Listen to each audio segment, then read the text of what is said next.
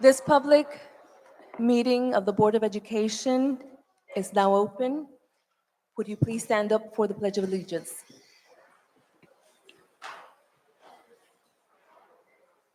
I pledge allegiance to the flag of the United States of America and to the republic for which it stands, one nation, under God, indivisible, with liberty and justice for all. Roll call. Yolanda Lopez, Present. Gerald Trueheart, absent. Gene Bowie, Present. Addie Daniels Lane, Present. Austin Edwards, Present. Denise Johnson, Present. Sasa Matanya, Jeannie Weeklam, present. Larry Trailer, Present. Harmony Anderson. Present. We have a quorum.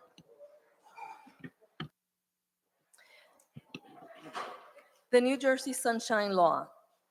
The New Jersey Public Meetings Law was enacted to ensure the right to the public to have advance notice of and to attend the meetings of public bodies at which any business affecting their interest is discussed or acted on. On the rules of this act, the Trenton Board of Education has caused notice of this meeting by publicizing the date, time, and place, therefore posted on the webpage, the Times, and the Star Ledger. Formal action will take place at this meeting. All students will graduate with a vision for their future, motivated to learn continually and prepared to succeed in their choice of college or career, is our mission statement.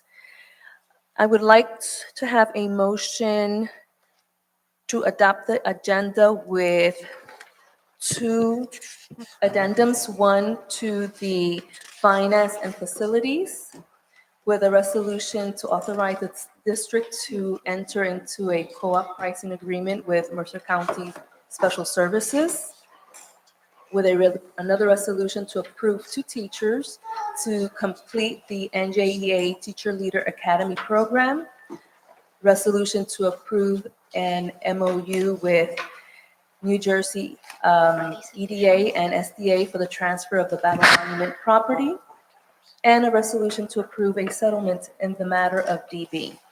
So moved. I'm not done yet, I'm Oh, sorry. I'd also like to place an addendum to the Human Resources agenda, and it is new hires, transfers, retirements, stipend appointments, and that's basically it. So moved. I'd also like to I'd like to pull from the HR agenda the following items: a new hire for MC, or CM, a transfer for KJ, and a reassignment transfer for SS. If I could have that motion now. So moved. Second. Roll call. Yolanda Lopez. Yes. Gerald Trueheart, absent. Gene Bowie. Yes. Denise Johnson, Yes. Austin Edwards, Yes. Jeannie Weeklam, Yes. Addie Daniels Lane, Yes. Sasa Matanya, Yes. Larry Trailer. Yes. Motion passed. Superintendent? Happy springtime, everyone. I know that you would prefer to be outside in 80-degree weather. That's where I'd like to be. I don't know if I can get you out of here any quicker, but we can certainly try. Just want to welcome you this evening, and I see that we have a number of interesting and exciting opportunities today to visit with students in our district and families and parents and everyone included. So I just want to make a few statements and then we'll get right into the agenda. I know that last week and this week, if I'm not mistaken, one of my colleagues was sharing their reports. I know, if you don't know, the individual school reports came out early April for each. Of course, we've done our data reports, academic data reports, and we understand that we have challenges and those that we work on every day. But the individual score reports came on, which allows those outside of here and those inside here to make judgments about our schools and our people. And so if you have had a chance, I know some of you frequent the Trenton orbit, of the 30 worst schools in New Jersey. We just happen to have a few on there. And I stand as the proud superintendent where I don't know where there is a worse school in Trenton. I am very excited to be here. I think what we do is hard work. Our people are amazing. The students are outstanding, and we're going to continue to do that work. The reports mention that they get information from English language arts, math, graduation rate, chronic absenteeism, and if I had time, a couple of days, I could probably share with you the number of things we're doing to address all of those. In fact, if you go back to any board meetings, you will likely hear me mention some of the comments made about my superstars at Jefferson, not individually, but about the school when we first opened. And so I'm proud tonight because they're here to dispel the worst school myths about what students can be and what they can do.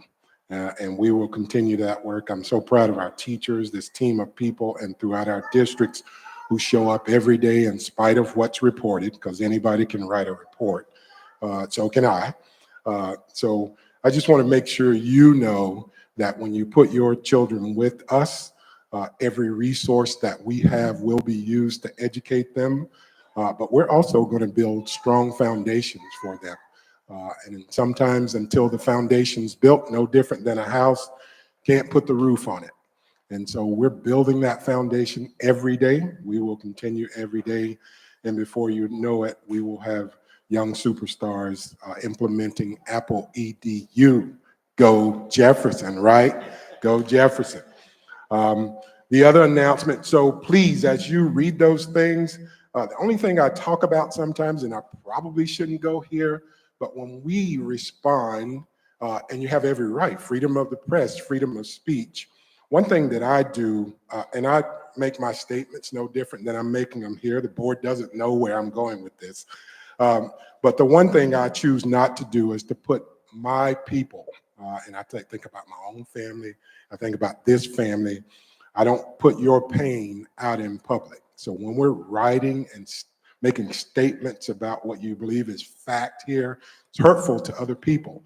We line up students every day. There is no shortage, and we are increasing. People are coming here. Our challenge is how do we continue to serve and serve better? So I ask you to please, when you respond or when you read, get the facts. We've been out in 10 spaces this year in person. For those of you who've been there, sharing the work that we actually do in the way that it's done. They're called community conversations. We decided that so we had an opportunity for people to see, feel, touch, ask, even dispute if you'd like to.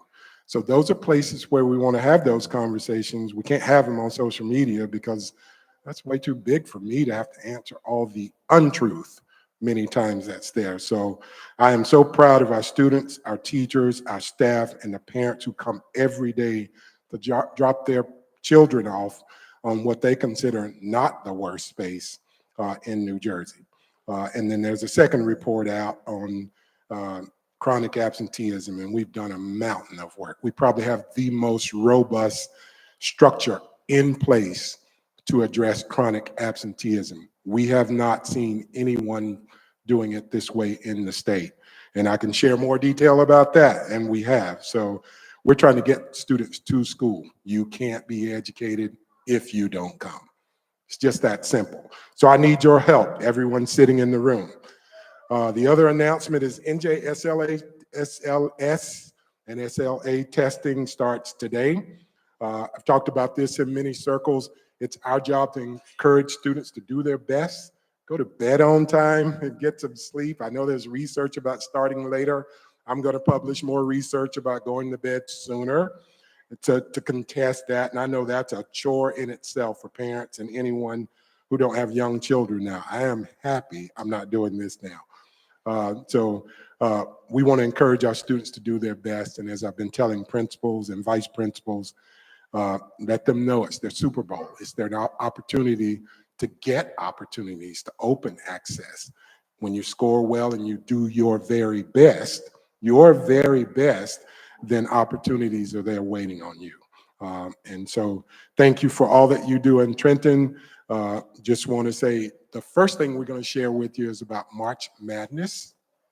March Madness was an attendance competition. When we talk about chronic absenteeism, when we don't talk about it, we do or are trying to do something about it.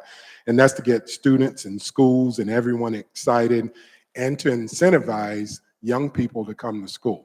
The only thing we don't do is personally bring them ourselves.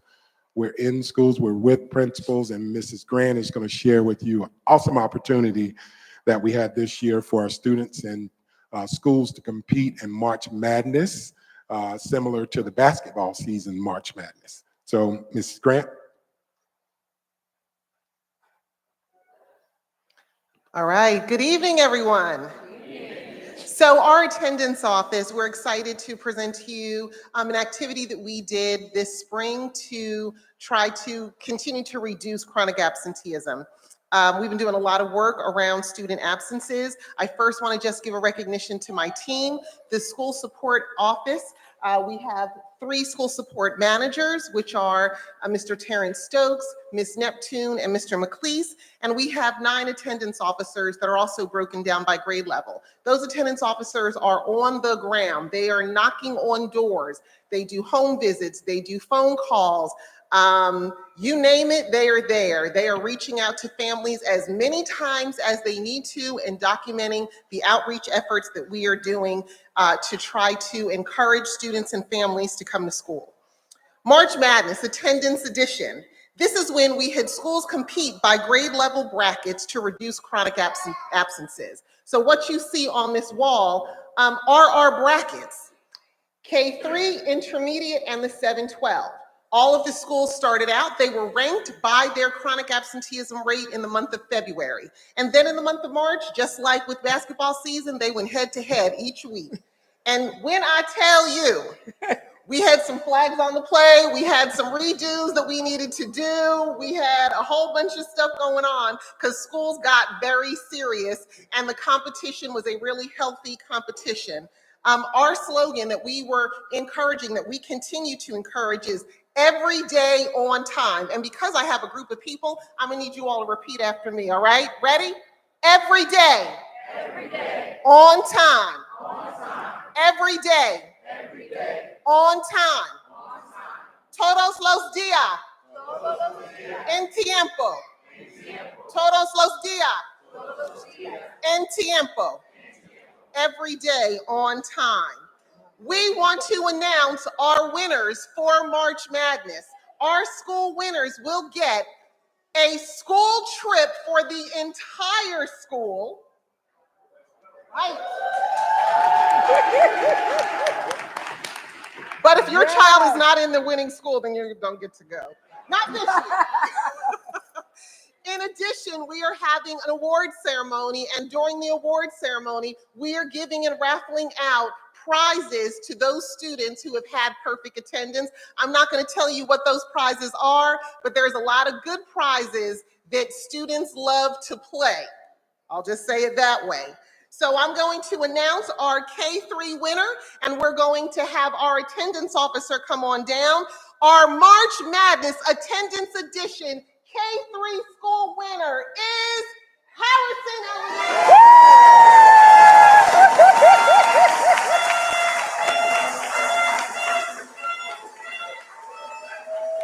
Harrison School, come on down, come on down.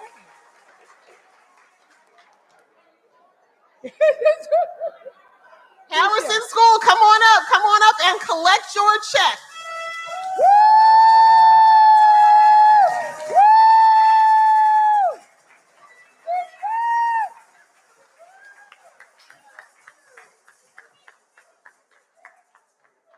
So just so you know, Harrison School sent us pictures that they had everyday students with signs encouraging and reminding students to come to school every day.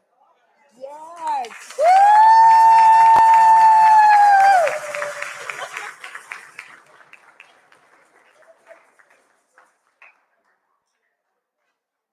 All right. right, and this is one of their attendance officers, Mr. Joseph Wardy, who is here, also a Trenton High graduate. And I see another one of the K-3 attendance officers, Ms. Jabari Woodson. Come on up. This is your group.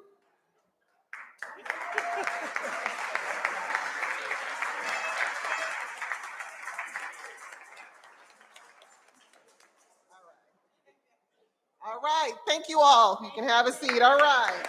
Woo! Bongos.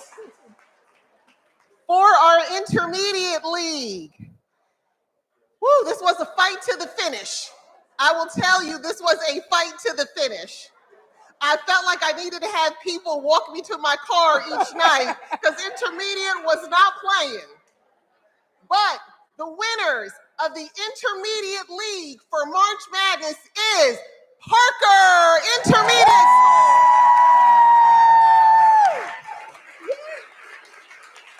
And bringing their check is our attendance officer, Miss Kanisha Funches.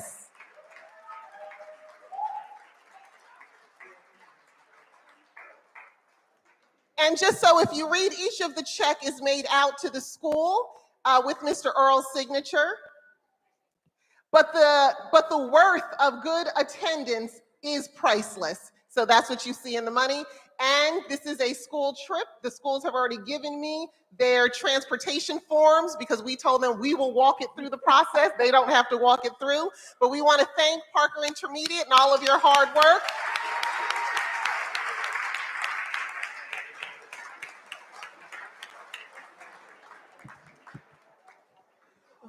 For our secondary group, this school led the way the whole time from the February seedings and straight through March Madness, almost until the very end. The very end, they got a little bit of competition from daylight, twilight, but in the end, the secondary 7-12 bracket winners for March Madness, Dunn Middle School.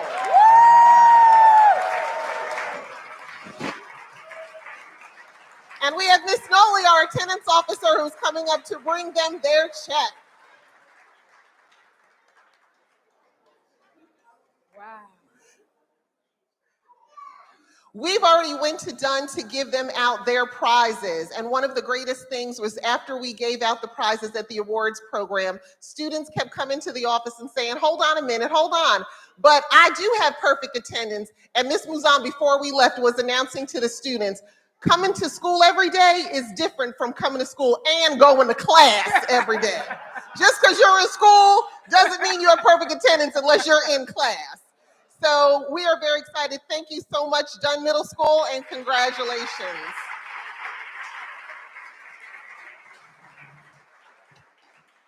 We're going to continue our conversation about absences and students' absences and how do we reduce it. What we do want to ask is for every single parent, this is going to be our new slogan. Instead of it's 10 o'clock, where is your children? Our new slogan is, it is 9 o'clock, is your child in bed yet? Right. Thank you.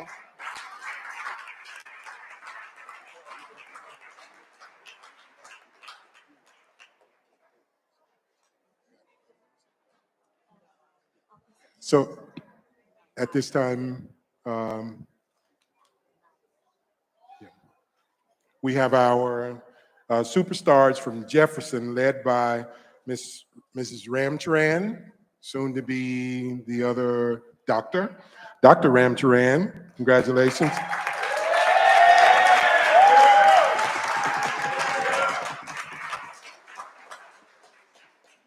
So, Mr. Brooks, Vice Principal, good to see you. And I've had the pleasure of being in Jefferson often to see the work of these two teachers and other teachers. I don't know if other teachers are here, but is it Miss Longo? Miss Longo and Mr. Porsche are superstars with our superstars. So I'm going to turn the program over to them, and they're going to share what they do with our new Apple EDU initiative led by Miss Yvette Reyes there in the back. Just more good work that we're hoping to do in the district long term. So I'll turn it over. Yes, Ms. Ramcharan, Dr. Ramcharan.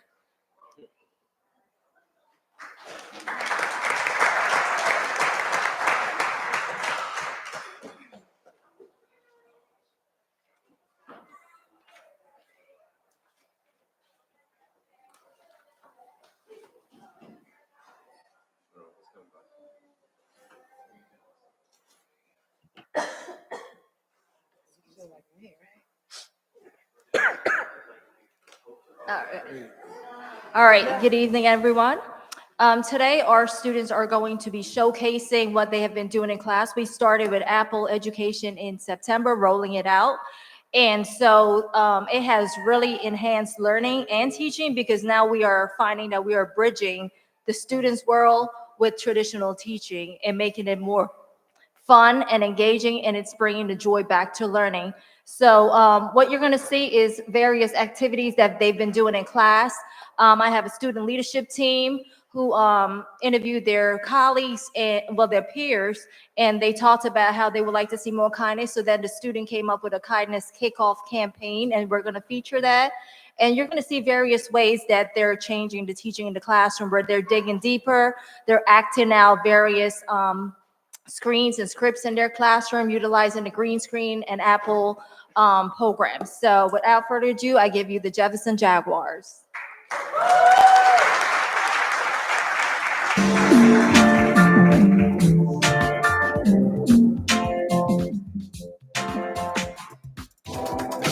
I'm a Jefferson Jaguar.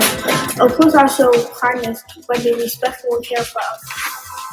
I'm a Jefferson Jaguar. Of course, I show kindness by thinking of other people's feelings before I do something.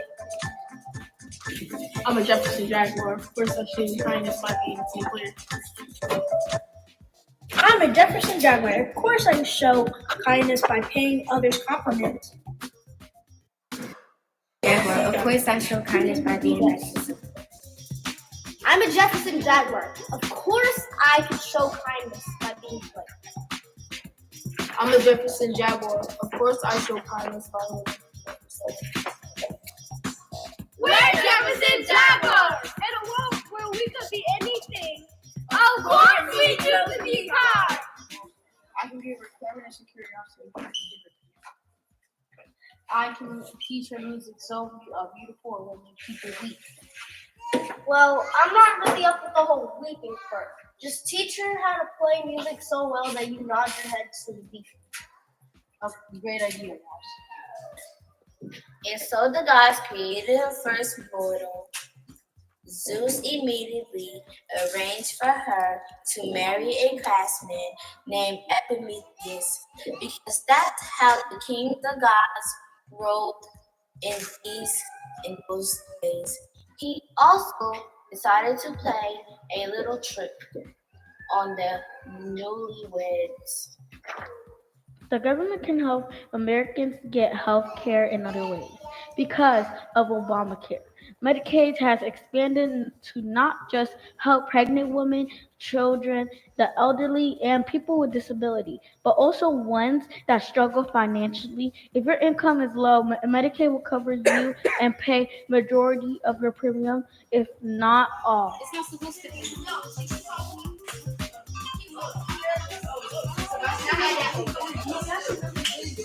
Great job.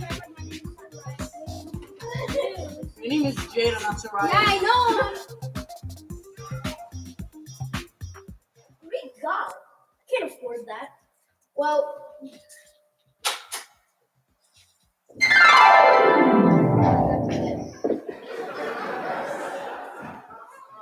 there are a few details that my lawyer says that.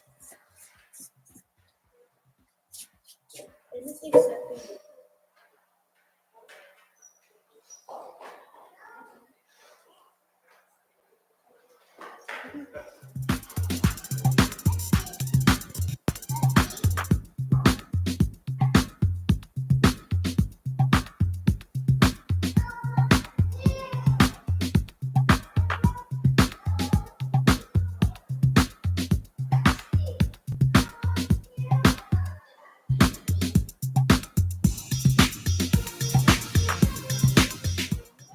So now we will look before.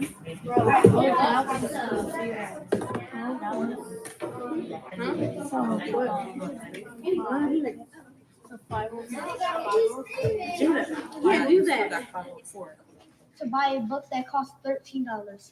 How much money does Lucy have left after she buys the book? Show you it. So me and Marika, we're using our we're using the numbers that we found and what we read, and we circled $15 helping her dad shovel, and we circled and made another $26 babysitting. And Oh, there it goes.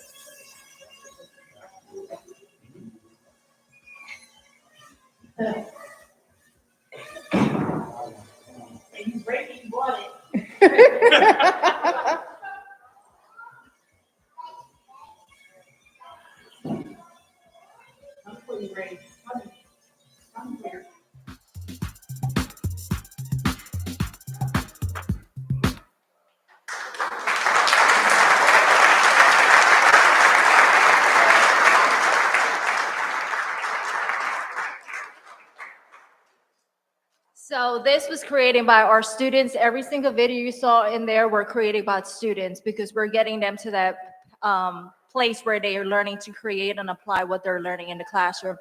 Our students are prepared for you to come down and they can teach you something real fast. I know when you have like 10 minutes. So come on down. They'll show you how to translate, how to take a regular text, use your iPhone, translate a book, how to take your picture and turn it into a sticker and put it in a story. How to fly a drone.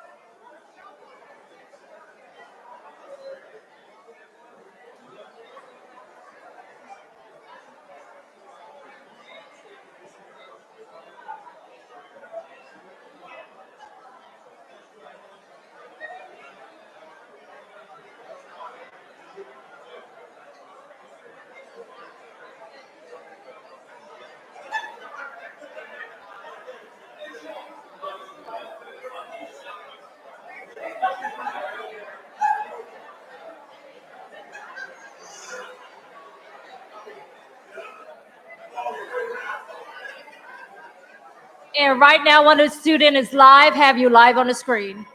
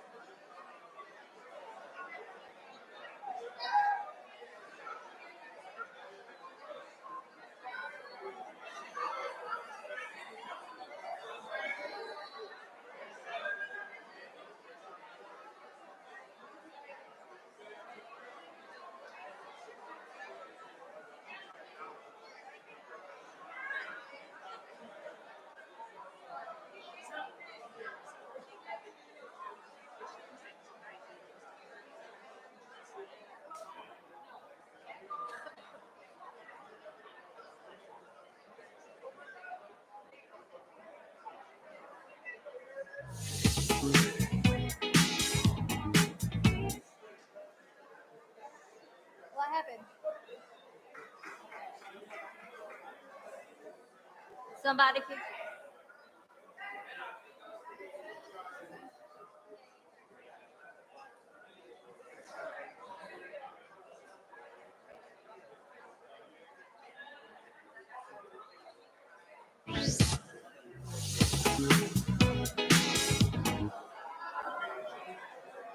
All right, you good. All right, and so you must have seen my friend Aaliyah going around taking pictures, and just like that, she was able to generate a movie documenting everything that was going on since this meeting started. Go ahead, Aaliyah.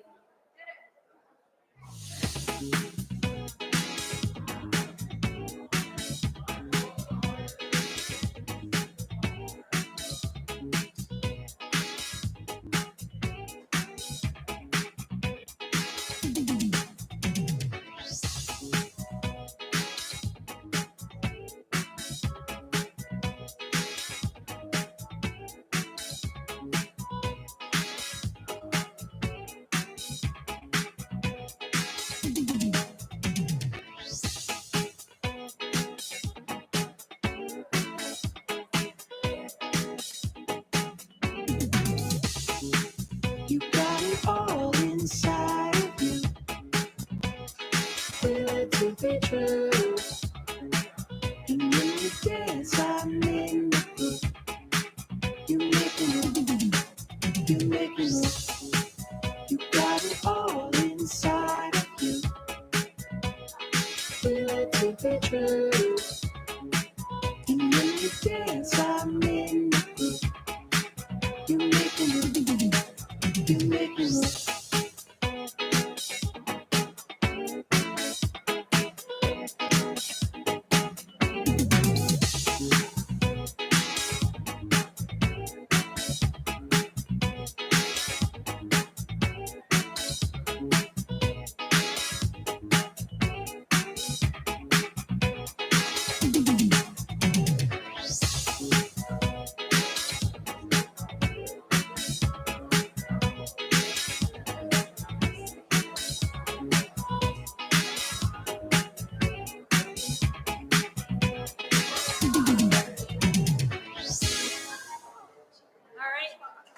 Thank you, guys.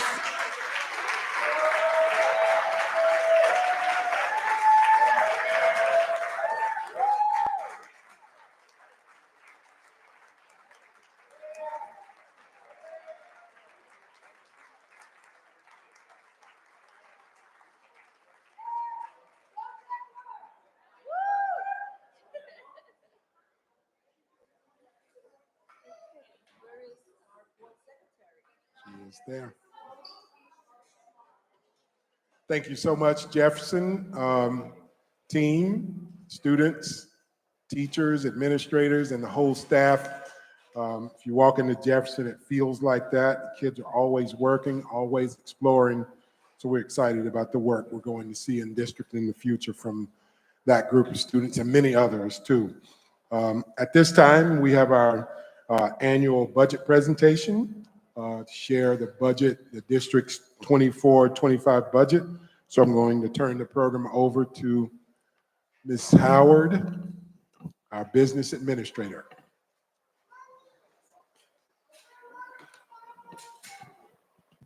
Good evening, everyone. Good evening. I feel like I don't have to give a presentation because I feel like they've given a presentation.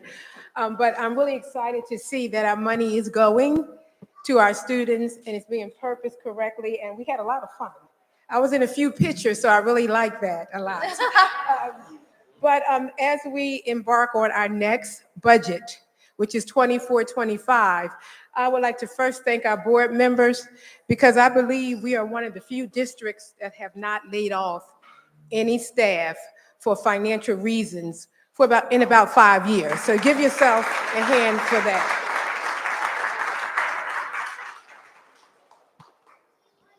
Because what we do is we build our budget on our mission statement. I won't read it again because our board president did read it, on our mission statement and on our district priorities.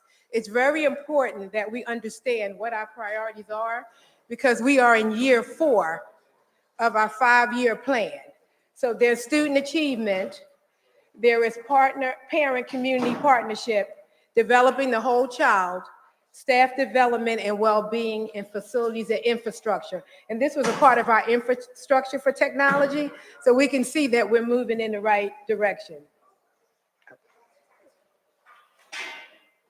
Okay. So next, I would like to talk about our enrollment. And this is very important because we are a pre-K through 12th grade district, even though our little babies, our 3 and 4-year-olds are in the community, we still are a pre-K to 12th grade district. We are a type 2 district with an A factoring group, which is the lowest in the social and economic standards. Our enrollment, which is 14,000, that's on roll. That's how many students we educate in Trenton Public Schools. Even though you see 21,000 on total enrollment, 6,000 of those students are either educated in charter schools, our preschool providers, out of district schools. We educate 14,000, so that's very important because our total enrollment is 21, but we educate 14,000 students, and we're paid for 17,000 students.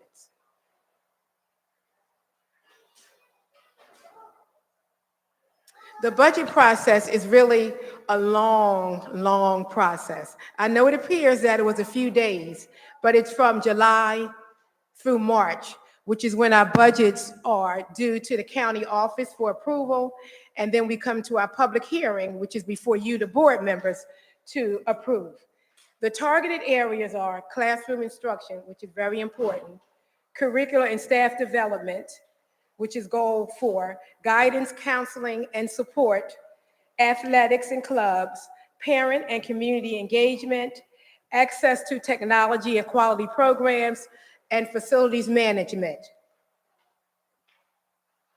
Our budget goals, which are consistent year after year, is focused on ensuring every possible dollar is invested in our student diverse needs. Empower staff members to grow through focused professional development, thoughtful realignment and reallocation of resources, continue focus on security, building infrastructure, and continue to identify efficiencies. That's very important also. I keep going the wrong way.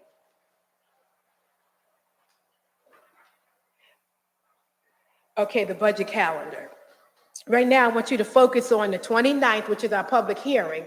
Prior, 2 years ago, we had a Board of School estimate meeting, but we're no longer type 1.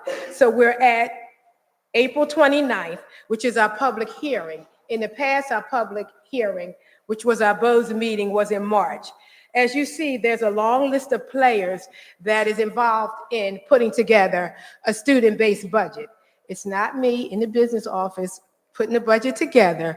We have everyone involved. You as board members set the parameters. The superintendent sets our priorities. Our principals, school leadership team members put their budgets together, and we come together and they defend their budgets. So it's a long process, but we believe we have a very good product. We will have Sean Mitchell, who is the Assistant Business Administrator and Comptroller, to go over all of our revenues, our expenditures, and our grant funding. If there are any questions, we can answer your questions and pause, or we can wait to the end of our presentation. Ms. Mitchell. Don't do like that. Thanks, Shane. Good evening, board members, superintendent, community, staff, and students. As Jane mentioned, I'm Sean Mitchell. I'm the Assistant Business Administrator here at the Trenton Board of Education. And I also want to point out that I am also a former student and raised here in Trenton and educated here. So I got to do a good job tonight. Okay. So we're going to start by going over state aid and a 2-year comparison. As you can see here, our total state aid, I'm going to go straight to the bottom, for the current school year is $340 million. Anticipated for 24-25, we're at $381 million for this difference of $40 million, approximately 12%. Every category is pretty much consistent with no changes over year in terms of special education aid, extraordinary aid, transportation aid, security, and adjustment aid. Our equalization aid is where the changes took place. And equalization is pretty much wealth equalized formula that the state utilizes to ensure that we have a thorough and efficient education for all students. This sheet here gives you a historical view of our tax levy for the last 10 years. Prior to 2016, our tax levy was stagnant at $21.1 million. We weren't increasing the tax levy, but over the last 9 years, beginning in 2017, there's been a consistent commitment from the city to fund us with a 2% increase each year. So if you take you down to 2025, compared to 2016, we're almost at a $4 million increase that the city has committed to that tax levy increase. So that's 2% there. This sheet here gives you our overall budget. I like to go to the bottom line to give you the basis of everything and then go up in terms of the details. So our total budget for the current 23-24 school year is $471 million. Projected for next year, $504 million, basically a $500 million budget is what we're working with here. The difference is $33 million, about a 7% increase. Now we're gonna go through the basis. The excess fund balance, our auditors presented on that a few months ago. From last year, which is our current year, your excess fund balance is generated in the previous school cycle. So currently we're utilizing 4.3 in this year's budget, and next year we'll be utilizing $42 million, which is something that is typically not sustainable. You typically use those for one-time type of expenditures, which we'll go over when we get to the expenditure column. So that's an 886% difference. Your adjustment for prior year encumbrances are basically purchases at the end of the year that are not complete, that roll over to the next year. So as you can see in 23-24, we had 6.8 million in orders that are being facilitated this year. 24-25 has zero. It won't be zero, but you don't determine that number until the conclusion of this year once we've had our audit. Our total tax levy is what we discussed in the previous slide, a 2% increase. Our Medicaid semi, that's pretty consistent. The state pretty much lets us know that's a predetermined number, so it's anticipating a 7% increase there. Miscellaneous revenues, you know, that amount doesn't look like miscellaneous, but when you look at it overall, in terms of the overall budget, it's not that significant, but that's typically our E-rate and other items, maybe refunds from a previous year that we take on revenue for the current year, or rentals. Sometimes we rent space and so forth, but those are, like I said, minimal. Our state aid is the same number from the previous page. So as you can see, a significant portion of our total revenue is from state aid.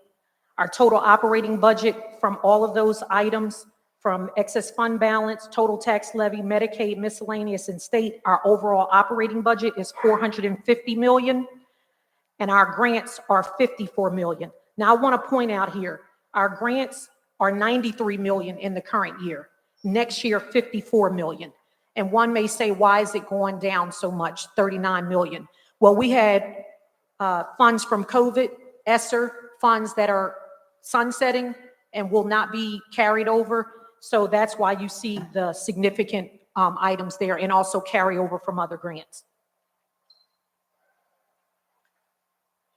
So now we're going to go into the detail on the grants. Not to bore you to death, because it's a lot of them here, and we can see them on the sheet, but a significant portion of that $54 million, I'm going to show you the total at the bottom here and go back, is $38 million is in preschool aid, and that's preschool aid as well as carryover. We received an additional about $1 million in preschool funding.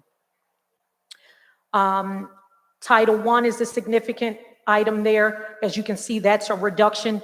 And most of the items you'll see in 23, 24 include carryover from the previous year. Anticipated for 24, 25, you aren't anticipating your carryover or to have carryover. So that's where you see most of your decreases. Title II funding, professional development. Title III, an immigrant, 684. Title IV, 460,000. Again, most of these will not have carryover. You have your ARP, IDA, preschool, and basic. Those will be sunsetting. We will not have that funding for 24, 25. IDEA, again, we have carryover in the current year. Next year, that's just next year's award. You have Perkins, your vocational grant, your entitlements, your restricted entitlements, and that number is mostly your school-based youth services program at the high school. Your local grants, those are typically grants that sometimes the schools may get small grants from different community-based partners, as well as New Jersey School Insurance Group. They're a consistent partner for a safety grant that's almost $100,000 annually. Our non-public STEM grant and scholarship fund revenue. This page is primarily a list of grants that we currently have, mostly due to ESSER, that we will not have in the next year. So this is pretty much where most of your declines or your reductions are coming from. So the revenue here, this is just a pie chart to just kind of give you a broad view of how much comes from each revenue source. So from state aid, it's about 76%. So if we were to break this down into a dollar, 76 cents of that dollar, of every dollar we get, comes from state aid. 11 cents or 11% is coming from grants, which are our federal grants, our Title I, our IDEA, the ones that we spoke about in the previous slide. Our excess fund balance is 8% because it's significant for 24, 25 and 42 million. The rest of these, you can see they're mostly at zeros because of the percentage of our overall budget. The total tax levy is 5%. So about 5 cents of every dollar we get comes from the city of Trenton to support our schools. So now we're on to expenditures. Essentially, with fund-based accounting, your revenue has to equal your expenditures. So here we have school-based budgets, which is our Fund 15. We have 25 schools, and everything that's attributable directly to those school budgets are 166 million, I'm sorry, up from 157 million in the current year. About $8.5 million of the additional aid is going directly to our schools. Our charter schools, you're going to see, is significant. So as we talk about a $40 million increase, you're talking about almost a $14 million reduction of that increase is going directly to charters. So about 25%. Our out-of-district tuition is actually reducing due to efficiencies and more programs within the district. And so there's breakage there. So there's actually, I don't want to say savings, but it's a reduction in allocation of expenditures there. Your adult program is essentially our Twilight program. That increase is basically attributable to, we had a settled contract recently, and so stipends for that program will go up according to based on that allocation. Central office, I want to make sure we're clear. Central office looks like we got a $50 million increase. That's not $50 million of staff salaries. That number for central office includes everything that's not school-based, that's not charter school, that's not out of district, and district-wide expenses below it are a lot of our benefits and grants. So basically everything is lumped into central office. So you'll see buildings and grounds, transportation, the curriculum department, every department outside of that is in this number. But a majority of that increase is due for our improvements within buildings and grounds. Okay. So now the breakdown of the expenditures. Jane's going to do the breakdown for the dollar, but if you want to look at it in this same sense, 33 cents for every dollar is going directly to school-based. Charter schools, 14 cents of that dollar is going to charter schools. Out-of-district tuition is 6 cents. Adult program is insignificant, so it's less than 0%. Central office is 34%, and again, central office at the bottom includes athletics, medical, buildings and grounds, transportation, bilingual, special services, and again, with 100% supports, if excluded, central office would be 12% and school-based would be 52%.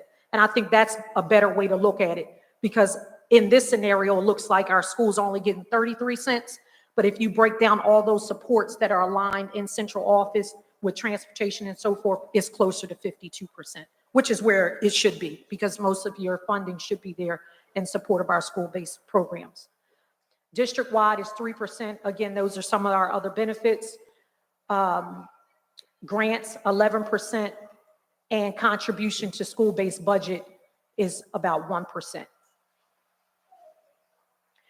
And I'm going to bring up Ms. Howard to go over the expense breakdown. Thank you.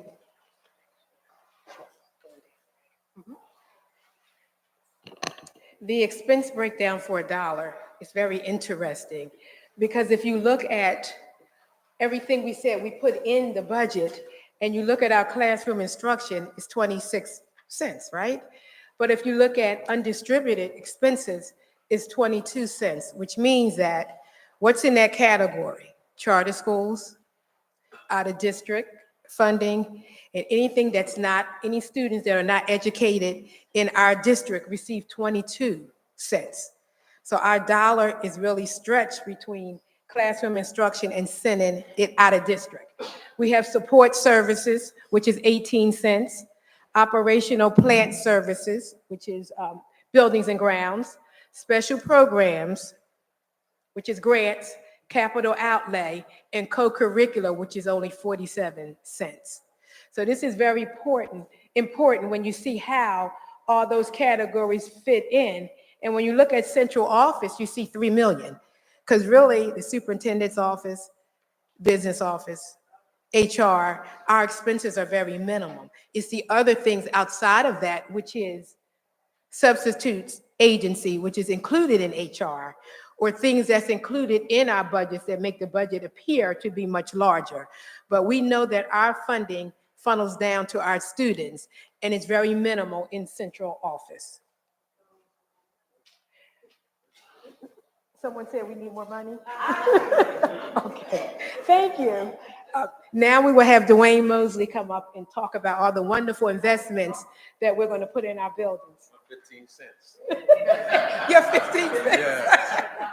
Talk about my 15 cents. Good evening, Madam President, board members, superintendent, certainly to the community, our parents and students that are still here, and all of our Trenton colleagues.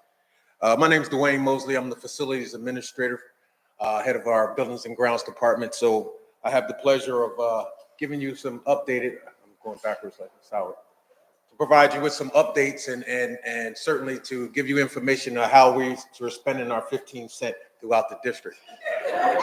So, what you have before you are our proposed projects for the 24-25 school year, which is actually a continuation of our previous year's projects. So as I'm going down the list, you'll hear some of these things that probably sound kind of repetitive from previous years, which really is just increases of the percentages of work that's being done throughout the district as a whole.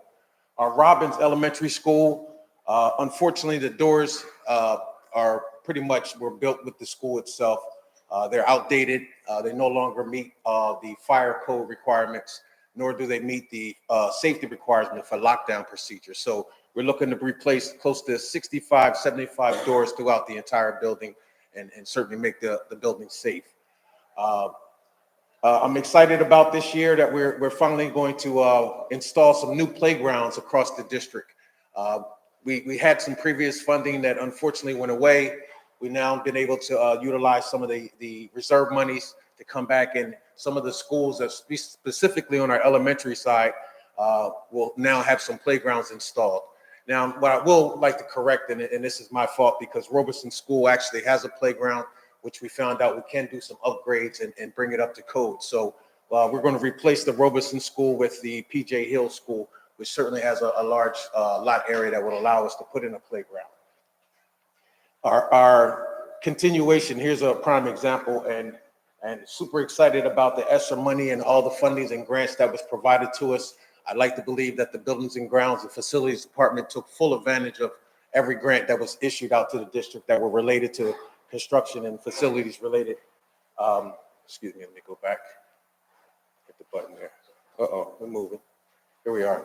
So what you have here with Hedgepeth, Williams, Grant, Rivera, McKnight, and Robeson schools are actually a continuation, which I'm super excited to be able to stand before you and say that the school district now has all of its educational spaces 100% with air conditioning, as well as,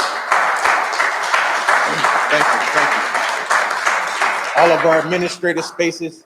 And now we're moving into our second phase. And that is certainly something to applaud, because I promise you, there's a very low percentage of school district out of the 600 and so odd districts throughout New Jersey that can say they're 100% with air conditioning all their educational spaces.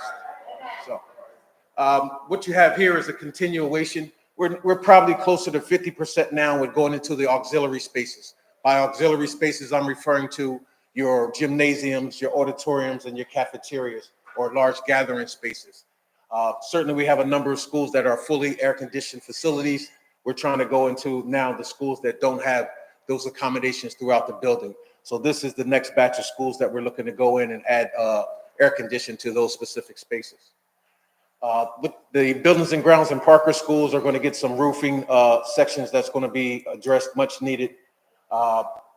That's a continuation as well. We probably are about 95% with all of our roofs within a 20-year warranty currently throughout the district as a whole. So that's definitely a good achievement on our behalf, because certainly if your outside is safe, it helps keep the folks inside more safe as well.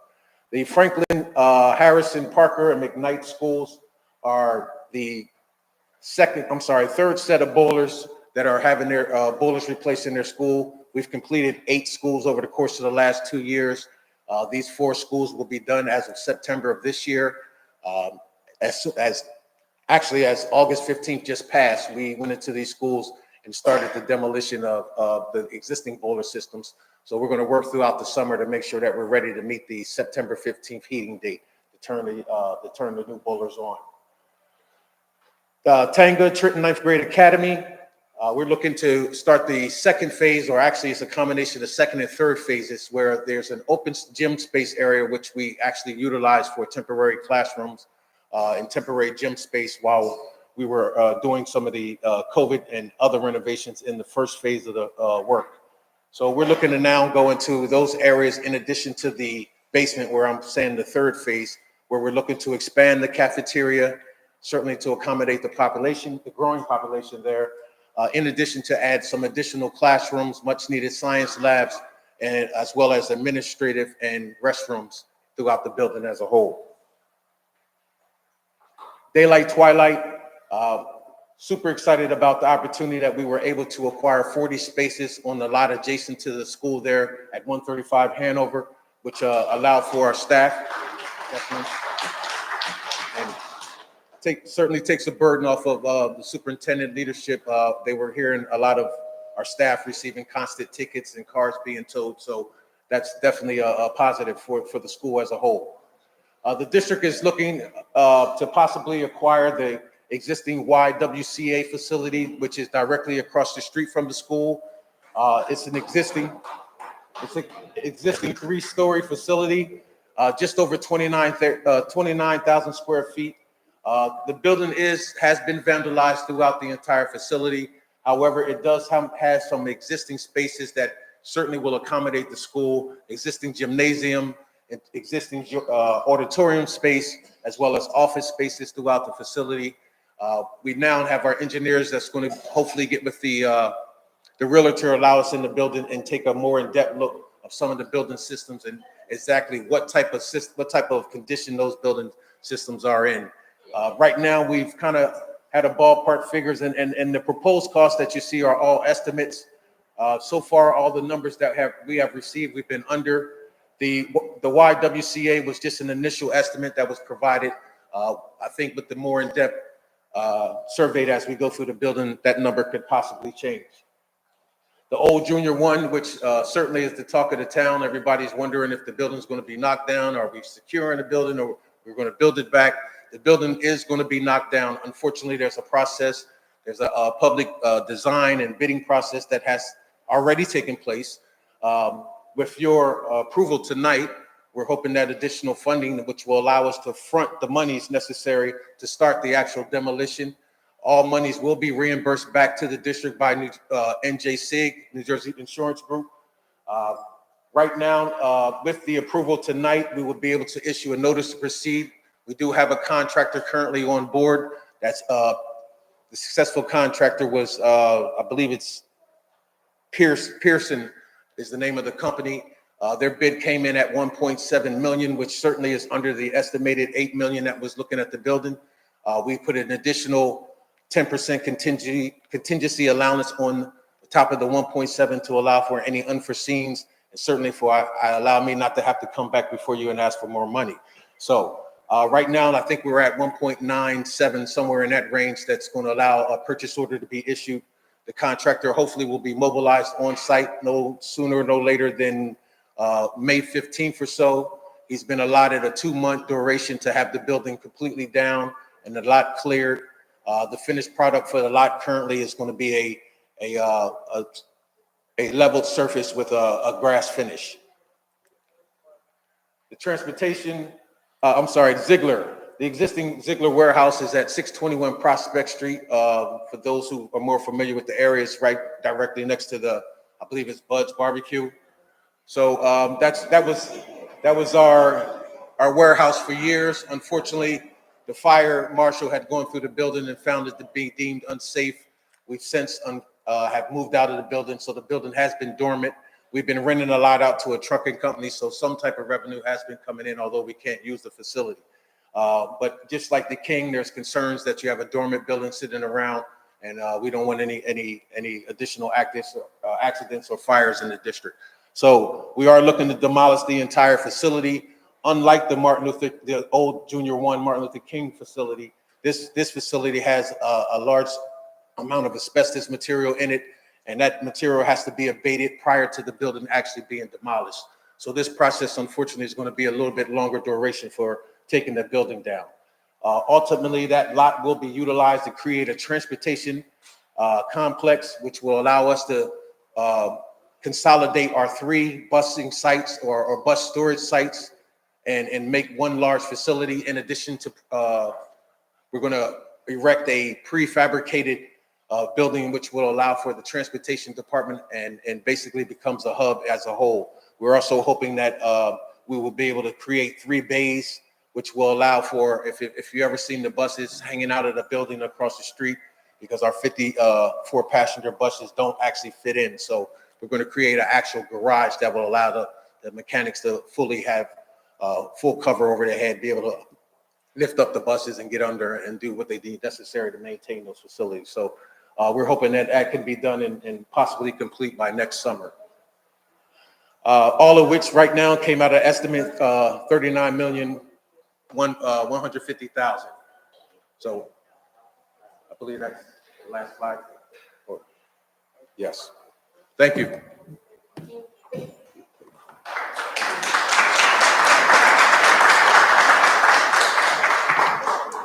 So this concludes our presentation.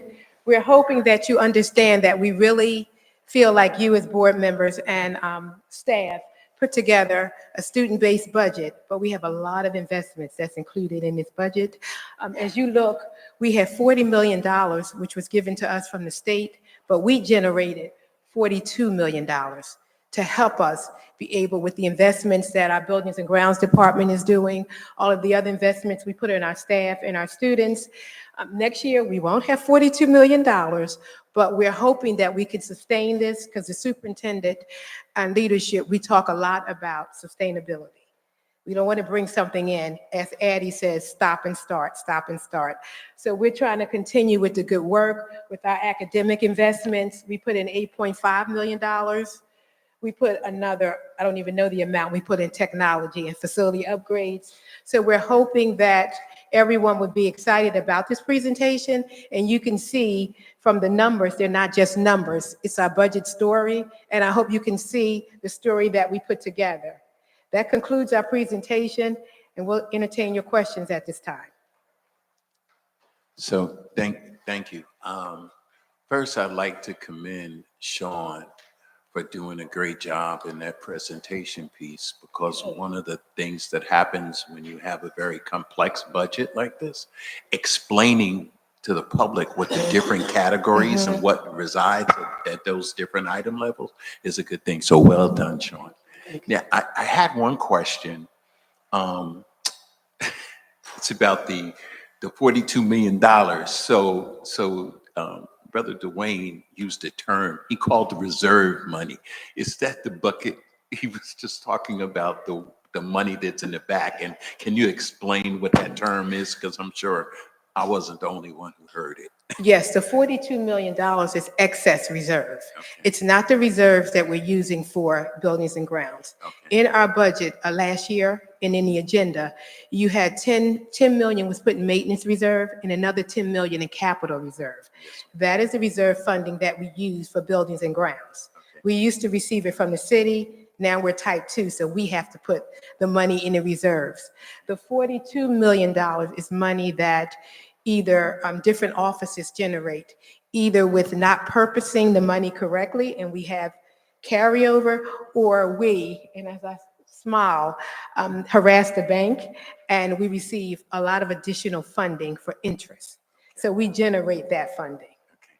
Great, thank you. That was very important for you to explain that, because we talk about it all the time in committee, but the public doesn't have access to those conversations. So thank you. Any other questions? I do have one. I just want to, well, actually 2 questions. So our 2% increase is literally just for, let's say, for next year will be not even $500,000, right? Right, it's 400 and something So thousand that's the dollars. increase that we're receiving. Yes. And not even that, because last year we received 485. So this year, well, actually for this year we've received 485. Next year we'll receive 494. So that's the difference is the increase, the 2% increase. Yes, Okay. 2% increase. And another question is, do we receive the total amount from the city? Did we receive the full $24 million this year? Yes. We did. Yes. So there's nothing that's owed to us. Well, they still owe May and June, but we have Right, 2 months but- left, but we did. But they've been getting everything. Yes. Okay, thank Yes, you. they pay monthly. Thank you. I have a question in regards to that. What should the city be giving us based on the school funding formula? What is that dollar amount? Well, as far as the funding formula, our local fair share is about, I believe, 48 million, but we receive 428,000 because the formula is built on a certain amount that we should receive from the city. But in all fairness, they are on municipal overload, which is a formula that they built in, so they can only give us a certain portion. So we do not receive what we should be receiving. No. Per the funding formula. Right, per the Yes. funding formula. But if it were not for that, we would be receiving more monies. Yes, and we probably could generate less in our excess surplus. Right. Yeah. Okay. I'm just asking because I know it's hard for people when they receive their tax bills and it's blamed on the Board of Education. No. Well, historically, that's where the money should be Right. going to. Right. Yeah. I just wanted to make that clear, that Yes. most of our funding comes from the state and from grants and other things. And the city Absolutely. helps us where they can with minimal. Yeah, 5%. 5%. It was 6 last Out of a year. $500 million budget, yes. Right, and we're not asking for more. And No. so for the public to know that if we were to request more than 2%, we'd have to go out and have a referendum and vote for that, correct? Right. So people can know that. Okay, thank you. Absolutely. Any other question? Yeah. Sorry that you don't have the presentation up anymore. But you got the physical situation. On page 5, right? That's how I had referred to it next. You had a student breakdown of how many that are enrolled. I think the numbers range from between 14K, you said 21K, and then you said something along the lines of Yeah, 7. I have 7. it. Mhm. Yep. Could you explain that difference and Things to put it up. how we get to 17K that's paid for? Sure. The way our funding works is, as of October 15th, we have a number of students that we say are on roll as of October 15th. That number is then counted and calculated by the state, and that's where they come up with our funding for the next year, which was the 24-25 school year. That was 17,771 students on roll, which means that students that we educate through regular ed, special ed, bilingual, that's on roll, and adult comes to 14,827 students. But we also have 6,000 students out there, which 3,000 is from charter schools, 2,000 is from preschool, and then we have out of district, which I believe is around 518, that comes to that $6,000 that we don't educate in district, but we fund them. We send the funding to the particular schools, whether out of districts, special education, whether charter schools, or whether we send choice, or to preschool, which Sean went over, the 38 million that was for preschool. Okay, thank you. Oh, I have plenty more. Give me a sec. Going back to page 16, you made mention, and there were a few different categories that I think that are going to disappear next year under ARP ESSER. What is, for the public's sake, what is ARP ESSER and why is that going away?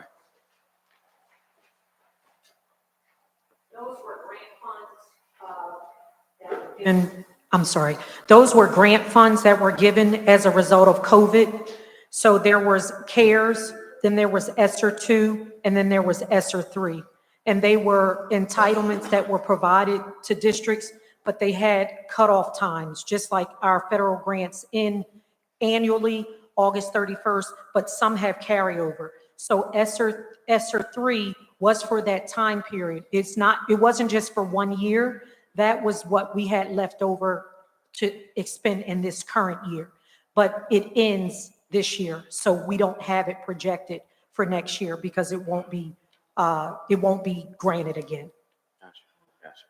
And then last question, on page 19 and 20, there was a difference between this year and next year. I think like the two notable categories where you explained central office, why that is, where all that, the breakdown is. But school-based and charter schools are like the two major increases. Can you explain those categories again?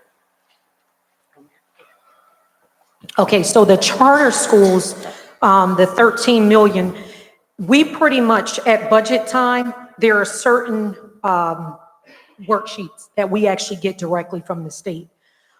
If we were to project it out, we probably look at where we are now, but at that time is when we find out what's happening, and meaning if there's some new charter schools coming on board, i.e., can I drop a name? We have an additional charter school, McCorston. For some of us who are from Trenton, but educated in the public schools, we knew back in the day McCorston was a parochial school. As the archdiocese changed, closed schools, it materialized to Trenton Catholic Academy. Over the last 2 years, it went into private hands, and without saying anything that I don't know, but what it perceives to be is that that school is now, as opposed to tuition, it's now coming for tax dollars for students to fund that. So essentially, that's what it appears to me, okay? So I don't have the figure in front of me, but when you look at 56 million to 70 million, that's not all McCorston, but a significant amount of that is the new charter school, which is referred to as McCorston. And is that a one-time fee or is this something that we're? Oh, it's going to be annual. It's annual. That means essentially they're opening a school that the taxpayers of the state and Trenton will be funneling resources from here to that charter school that's located in Hamilton. So, so I have a question. Okay. Okay. So I have a question that's relative to that. And so my question is, how is it determined how much do we have to give charter schools, and what amount of say does the district have in that process? The worksheet that comes from the state when we're building the budget, it's a document that they list the school, the enrollment, and the amount of funding that we have to allocate for the school. So the state determines how much we have to give them.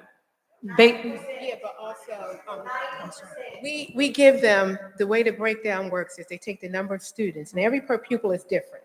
Because ours is like 13, but they break it down and then they say 90% of that will go to the charge because we transport the students.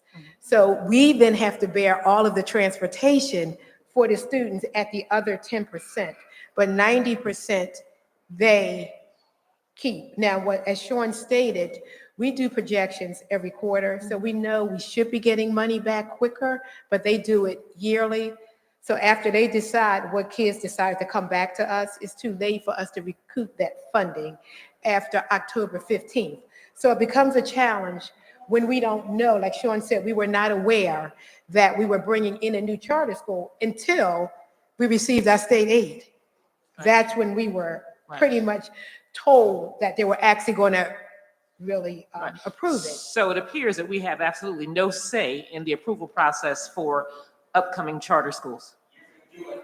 Well, what happens is, Eddie, you can appeal, but as in Philly, the district has say so in what charter schools come in.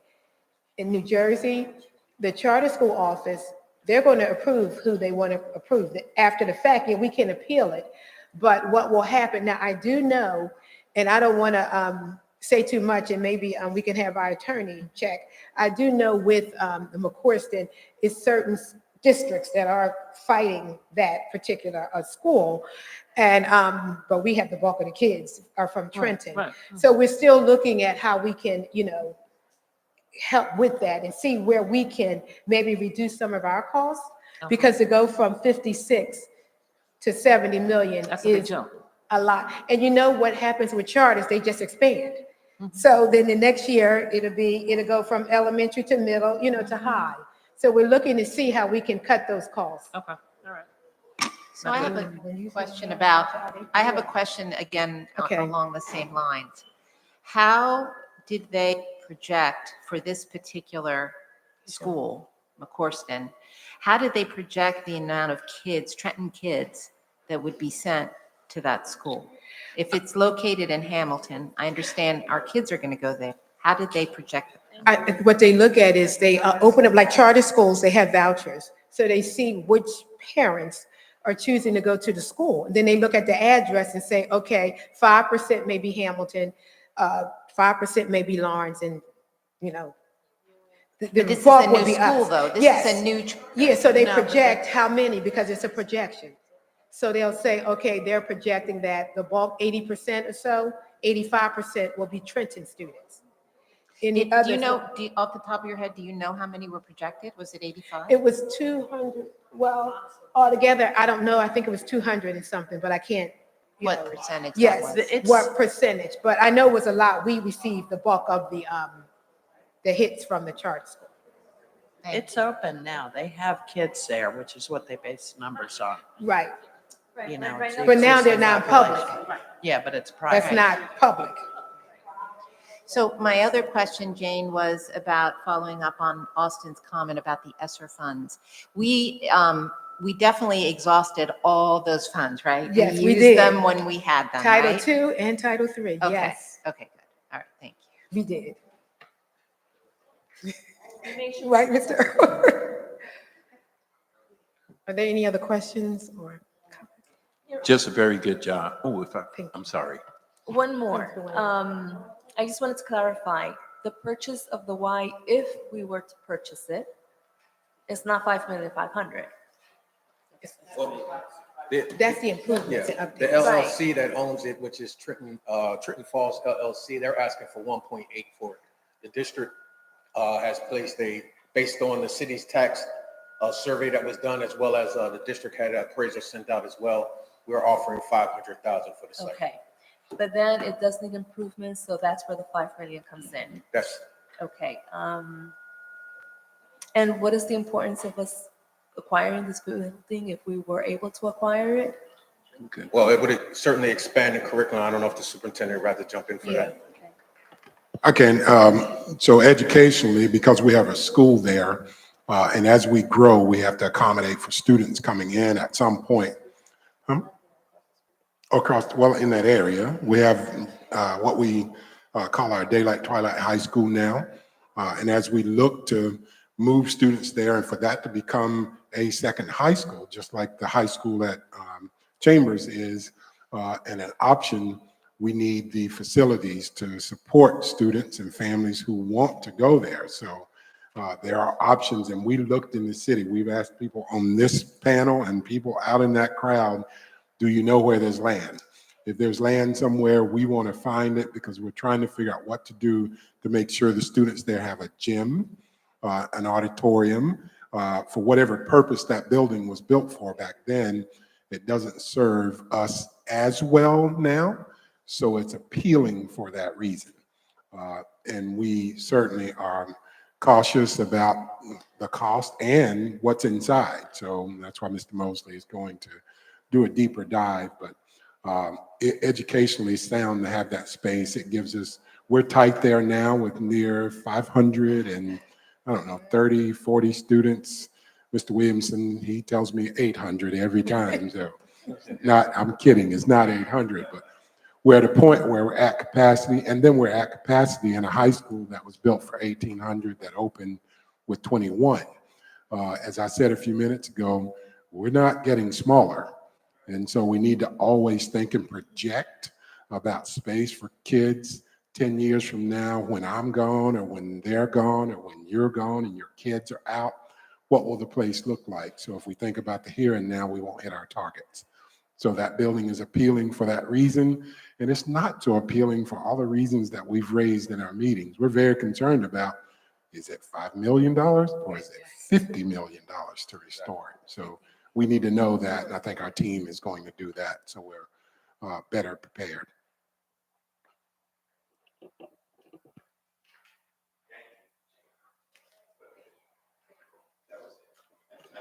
Thank you, we appreciate your work.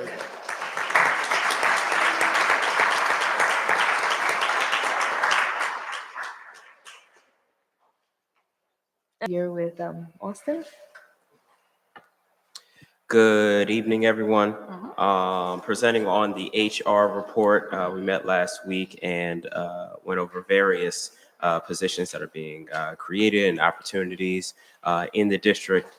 Some of them that I want to specifically highlight, we have various opportunities for special education teachers to come into the district, paraprofessional education, and specifically bilingual teachers that'll be added to the roster. So there'll be opportunities for everyone to be a part of some of this growth that we have.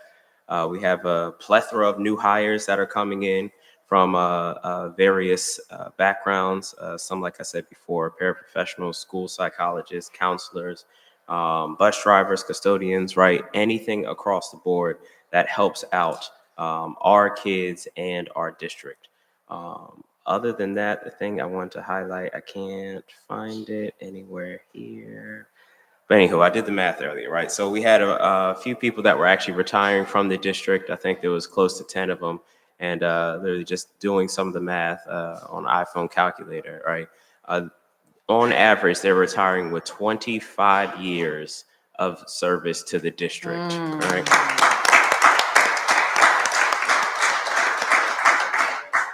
And I want to highlight that because this is an amazing place to work.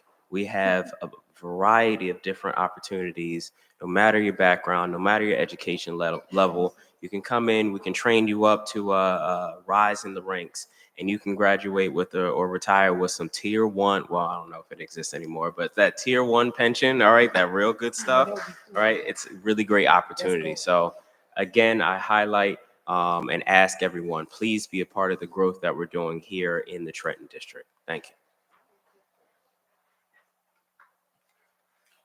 Jeannie? Thank Oh, you. okay. I'm sorry. Forgive me. I was not aware that Denise would be doing policy. Denise?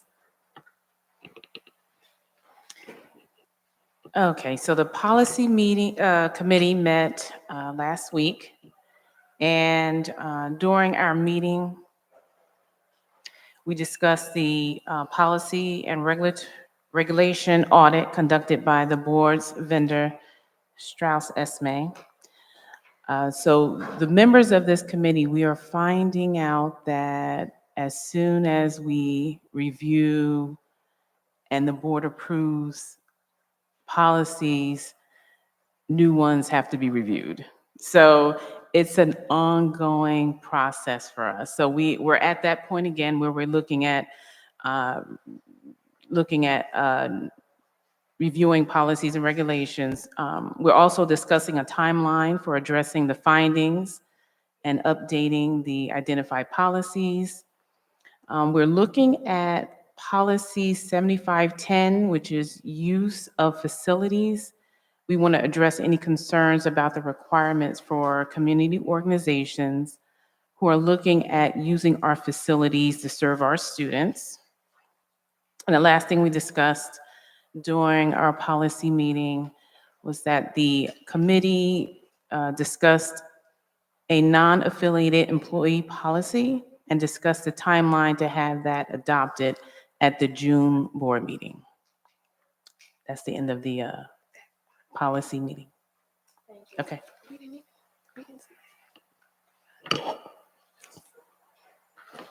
Thank you. So we met, the Finance and Operations Committee met on Wednesday morning.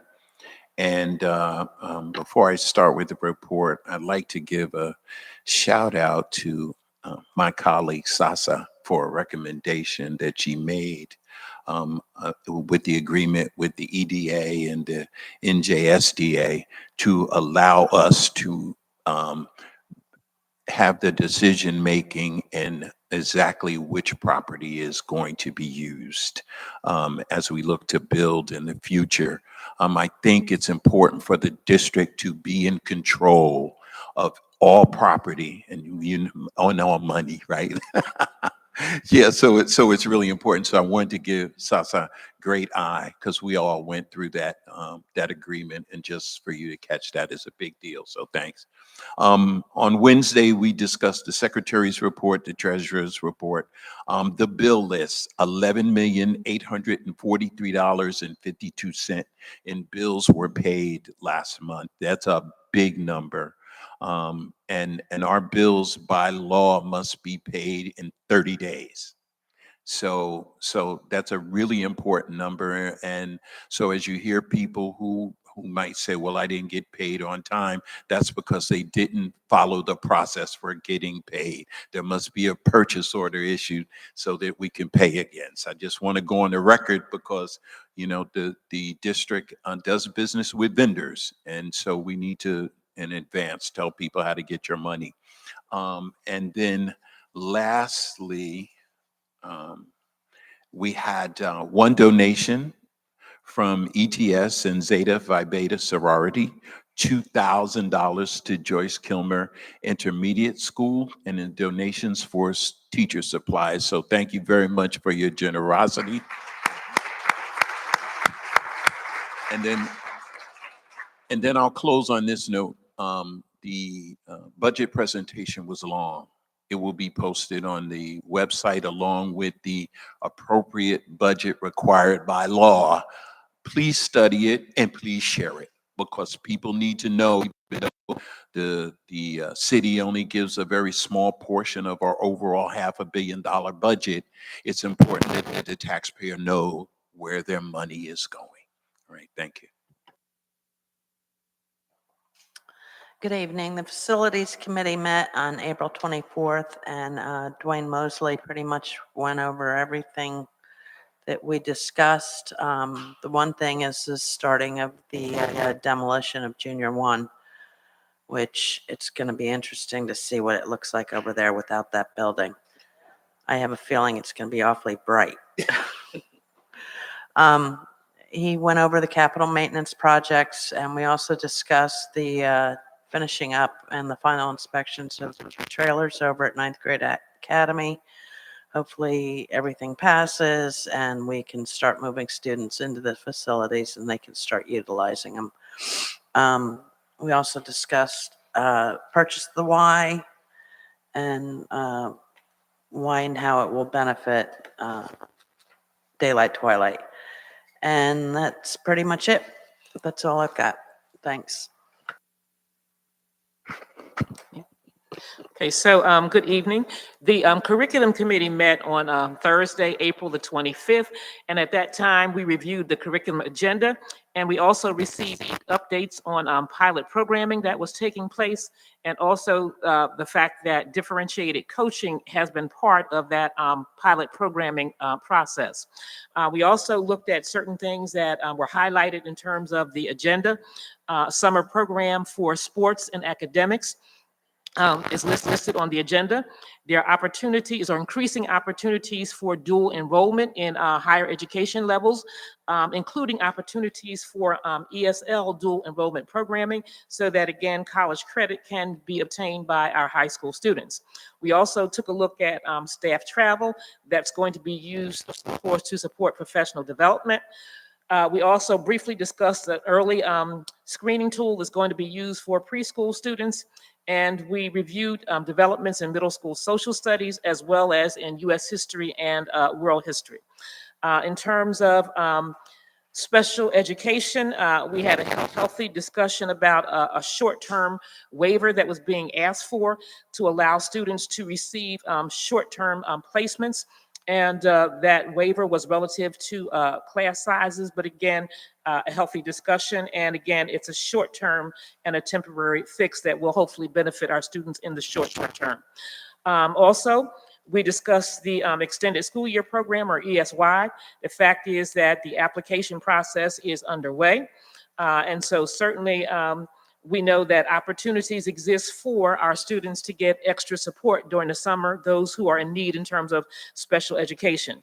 Our supervisors actually shared some information regarding secondary language arts and coaching during the pilot program and how that's actually being implemented. We also had a brief discussion about a live tutoring program that all of our students have access to from grades, I think it's 3 and up, and it's available in various languages, English, Spanish, and Haitian Creole. And so our students now have access to this live tutoring that they can, again, benefit from if they're having issues with a particular subject. We also talked about the fact that there's going to be follow-up in terms of the pilot programs, and that those programs will be expanding to the high school and other levels. So that is the report in terms of the curriculum committee. I'll ask Superintendent, if, right before you came in, we were talking about the HMH pilot program and the growth that we saw in ELI. Yeah, I don't remember the exact details, but we saw, as we have with some of our assessments connected to Linkit, which is aligned with NJSLS, we're seeing our students make substantial gains or good gains. And we're desperate to see how we can transfer that learning to the actual test. because we know that our students are learning. So we're looking at the testing environment. Never talked about that at the board meeting, but what they presented was the pilot program, and the cohort of students who had gone through the process and then been assessed had shown steady growth academically, achieving and meeting the standards. So we're excited about that. It just helps us to know, are we in the right ballpark? The teachers seem to be on board with the program. So we'll be looking to see if it's a program that will expand in district. So, and without the actual name of it sitting here, I won't make a mess of it, but I can get that information out to the public. I just wanted to mention because it really was exciting to me to see that there was this over 50% of our students were performing below the low scores. And when they were tested in September, October. And at this point, it showed, it reduced like 50% of that number, which shows that, for example, there were no students performing above average, and we had a 5% increase in that area where students, they're like literally going up in numbers in as far as their achievement is concerned. And the reason I'm bringing it up, to be very honest with you, is because I was we all here have been very upset with the articles that have come out ranking our schools and saying that 5 to 7 of those schools, the worst 30 schools in New Jersey, are all in Trenton. But I just want to say that really, in all honesty, the comparison cannot be made. They're comparing, I'm sorry, us to districts that have a different lifestyle, a different reality from our students. Over here in Trenton, we keep seeing our numbers. If you saw the numbers of students, we have students that have just come into district and that were limited in their education, and we're helping them to achieve what they should be achieving for their age and their grade. So a lot of these well-to-do districts do not have as many immigrant children coming in, do not have as many children suffering in their neighborhoods from all these different violence and things that occur in the home, and it's just not comparable. And I want people to know that, and we're going to be addressing that later on. I know the superintendent is working on something, but it had to be said.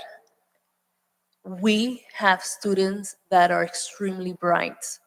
We have students that are struggling, but the potential is there. And with our teachers and everything that we can do to provide resources with, they are learning, they are actually improving. It's just that it's not showing in some of the test scores. And even then, last year, it might have been a small increment, but we had an incremental growth. And that's what I want people to understand, that we did not go to the bottom overnight, and we will not get to the top overnight. We're still struggling, but we are working and we are seeing a difference. So I know it's not a conversation that people like to listen to and may not agree with, but that is our reality, and I am not ashamed of it. I am proud of our children, and I hope you are too. So enough said. Going on to new or old business. I will now bring the responses to last month's concerns. We had Ophelia Adderley state that they have experienced traffic and safety issues in the area where she lives because there is no transportation available to students. I guess she's speaking about the parents dropping off their kids. She would like to know if the board can try to help alleviate and address the issues of the community. And she suggested that possibly we could allow the parents to park in the playground area for drop-offs and pickups, or consider busing the students in. We also had Lorraine Calhoun say that she has several people in the community contact her in regards to traffic congestion at Heshbeth Williams, and she wanted to know if busing the students to the school would be considered. She also inquired about emergency services being provided due to the congestion. In response, the district let them know that all students who are remote with 2 miles elementary and 2.5 miles secondary, they are transported to and from school. And our suggestion is to reach out to the city of Trenton, specifically to the police department, because they're the ones that hire the crossing guards, and hopefully they would hire more crossing guards and have more police officers there to alleviate the parking issues and the congestion that do arise in those areas. Second concern came from Michael Ingram. He shared some of the challenges that the security officers are facing, which has been affecting morale within them. He mentioned discrepancies in pay, PTO times, and its use, and mentioned the lack of pay for school breaks or during school breaks. He said he hasn't received any support or guidance from the union and feels it is important because it jeopardizes the stability of the team. The district responds, as we stated last month, that the employee needs to reach out to his employer motivated for the guidance and the clarity that he needs in concerning the paychecks and leave time. Third concern came from our parent, Mrs. Jarisa Roland, and she mentioned that there was constant bullying to the students in the schools and the need for translation in schools and at the board meetings so that parents can also communicate their concerns. She said that parents are afraid of speaking up because they get laughed at when they do not know how to speak the English language perfectly. She wants to know if there is a way to inform parents, possibly by text, about the opportunities for their children to be able to fill out FAFSA forms for college. In response, the district takes all forms of harassment and intimidation and bullying seriously. All incidents of harassment, intimidation, and bullying should be reported to school personnel. The district continues to search for an appropriate translation service and will update the community when we have an effective provider. And for any and all information that deals with post-secondary outcomes, including financial aid forms, please reach out to the guidance counselor in your student's school. And that is all for concerns from last month. At this time, we will go on to public participation, and before we call anyone up, I would like to read our disclaimer or our advisory for all public comments. The Trenton Public School District welcomes the attendance and comments from all members of the public at its meetings. This public comment period is your time to be heard on any school or school district issue that a member of the public may feel is of concern to the residents of the school district. Each person who signed up in advance to comment will have 5 minutes. You will be notified when your 5 minutes are up. Actually, you will be notified at the 4-minute period to let you know that you have 1 minute left. You cannot yield your time to another person. When it is your turn to speak, please address all of your comments to the board president. Please conduct yourself in a respectful and courteous manner. For anyone whose comments or actions either harass, intimidate, or threaten the safety of any person, we will provide you with a warning or immediately end your comment time. Also, if you curse, use vulgar language, or make personal attacks, we will provide you again with a warning or end your comment time. Comments that adhere to these guidelines will not be interrupted. If you have any questions, we ask that you please ask those questions during your 5-minute comment period. After the public comment period is closed, the board superintendent or designee will address your questions to the extent provided by the law. We also ask that members of the public not interrupt the speaker during their public comment. At this time, we have Ms. Jasmine Ali Gonzalez. Please come up.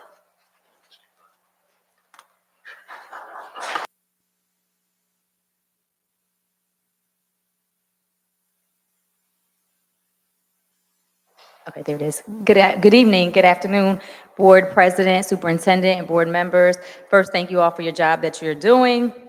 I come before you wearing several hats after I watched the presentation and heard some of the reports, so I'm going to actually yield to that at the end. But my purpose for coming here this evening is just to speak as a resident, an educator, a community organizer, and also a member of City Council. A proud graduate of Trenton Central High School, a person who attended all Trenton Public Schools. I come before you today to share some of my suggestion that some of the community members would like to see happen in the city of Trenton at Trenton Central High School in particular. We are coming before you today. I have with me a couple hundreds, about 450 signatures, also some letters of support in the renaming of the athletic complex after Ms. Sharon Grady. As most of us know, Ms. Sharon Grady just retired here after 52 years of dedicating her life to the youth here in the city of Trenton. She has made an impact and imprint in most of our lives. And when I say our lives, I speak on multiple generations as well as people from all walks of life. In the room, we have some people who have signed up to speak in support of this and others who were unable to do so, but they are in the room. If everyone could just show of hands or even stand up if you are here in support of it, thank you so much. Even if you didn't sign up and you would like to see that happen, thank you.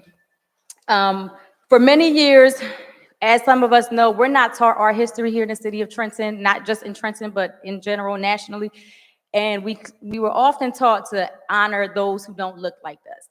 So we are coming here before you to say that someone as deserving as Mrs. Grady, who has not only serviced us for 52 years, she's coached, she's led some of our team to 9 championships for track and field, not to mention all the wins they had at the Penn Relays, the county sectionals, and all of the wins that she has accomplished as a coach.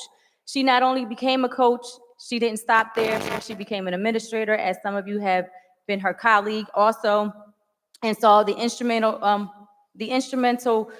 things that she has done in designing all of the details with the athletic complex, the way that she ran it. She made history as the first African-American woman to become an athletic director. She is not only the first African-American woman director here in the city of Trenton, but she's also one of the only African-American people that was an athletic director in the state of New Jersey, sitting at the table trying to make sure that our students had what we needed before she actually retired. She made sure that our students had everything that they needed to compete with some of these students in the suburbs, as we kind of just mentioned with some of our charter schools. So not only is it fitting for her, but I think it's well deserved. I don't know if there's a process for this. However, some of us just wanted to come together just to express our suggestion in the renaming, and we are here as a community to help create a process for this or help you all decide if yes or no. We're not expecting an answer this evening. However, we wanted to come forth to say that we thought that she was very deserving of that accolade. We often tend to wait till someone passes away before we acknowledge them or give them the recognition that they deserve. And this is the time that we want to do it. Thank you. While she is still living, while she is still here, while our kids can see the person that comes in and out of that building as she continues to do so. I want to sidetrack. I don't know who I can leave this with, but I don't know if it's the board president. I'll leave it to you at the end.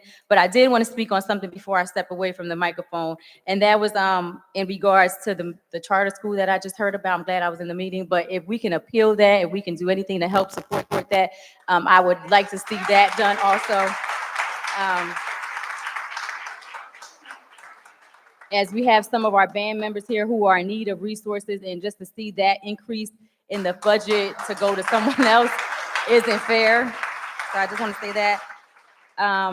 So whatever we can do to rally around that for the appeal process, I don't know what that process looks like, but just know that we are here to also support that. And also, just as far as I heard something about the funding and how much money the city is giving, I do know that the city is working really, really hard as a new council body. Now, this is the council hat. We have been trying to really sell a lot of our abandoned homes to put them back on a tax roll so we can generate more revenue. And that way, you have 2 educators who are now on the city council board. So we will be advocating for more money to come to the Board of Education. And just last but not least, I love the tutoring, the live tutoring. I just heard that for the first time, so I'm glad I heard that. But I also wanted to say, now the educator hat is on, I currently use Jamboard for my students, and I saw that it is going to be ending in October. So if time is up. Okay, but if you do consider that, please, Jamboard is very effective in my classroom. Thank you. Thank you.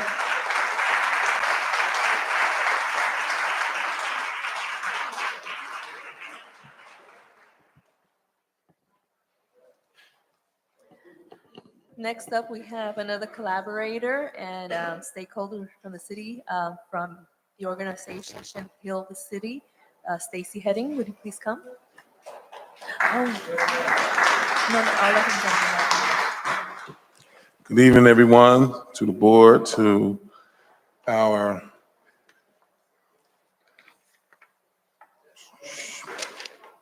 just wanted to get this together. First, I want to just thank you for allowing us to have this time to speak and talk about a lady who is well deserving. I am part of Heal the City and went to Trenton Central High School myself. I'm class of '88. Also was the homecoming king for '88. I hold on to that. I do. Like, that was a beautiful time right there. So, hey, when Miss Grady was there and very instrumental in all of our lives from '88 and before until this day. And so one of the things we think about Heal the City, we'd like to celebrate the accomplishments of Trenton community leaders, parents, students, and others who make important contributions to the capital city. And then this month, in March for Women's History Month, we recognize Sharon Grady, a woman who has dedicated many years of service to Trenton Central High School students and the education community in Trenton. When we're doing research before we put billboards up, we start to learn a lot about people. And Miss Grady wasn't just a beautiful person and held her age gracefully, but when I got to look at all of her accomplishments, it really blew the whole committee mind.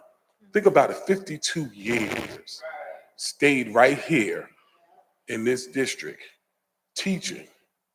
There's many things that she's seen. There's many things that she's accomplished. Then on top of that, then I'm looking as a Delta, 50 years plus as a Delta.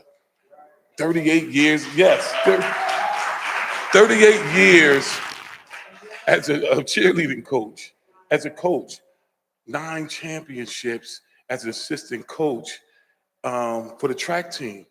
And when you look at her, when we put that billboard up, we wanted these young people from all over Trenton, and especially the 9th grade academy where it was by, so they could just see her accomplishments and the consistency of being here. Some people are here, some people leave, some people come back, and that's fine, and I get that.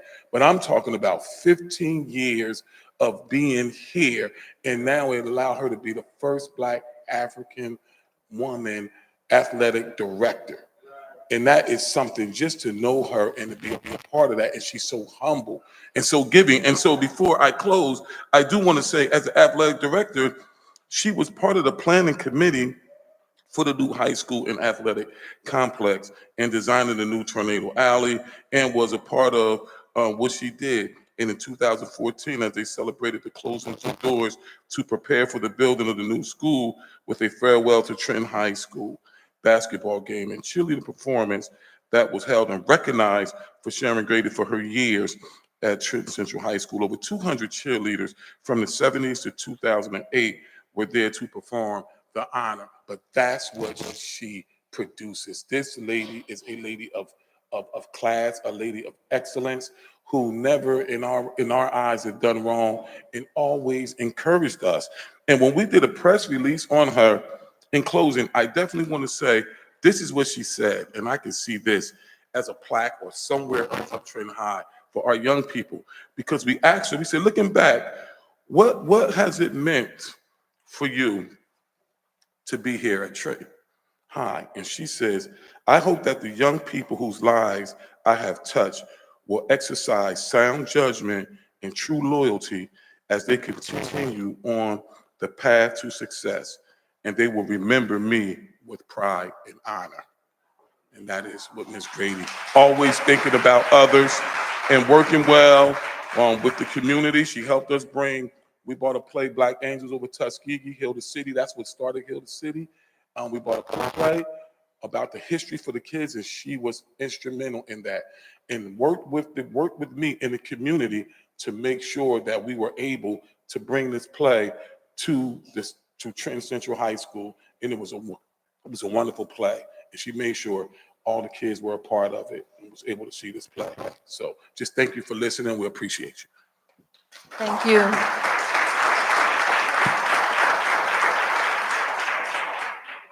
Next, Ludi Austin.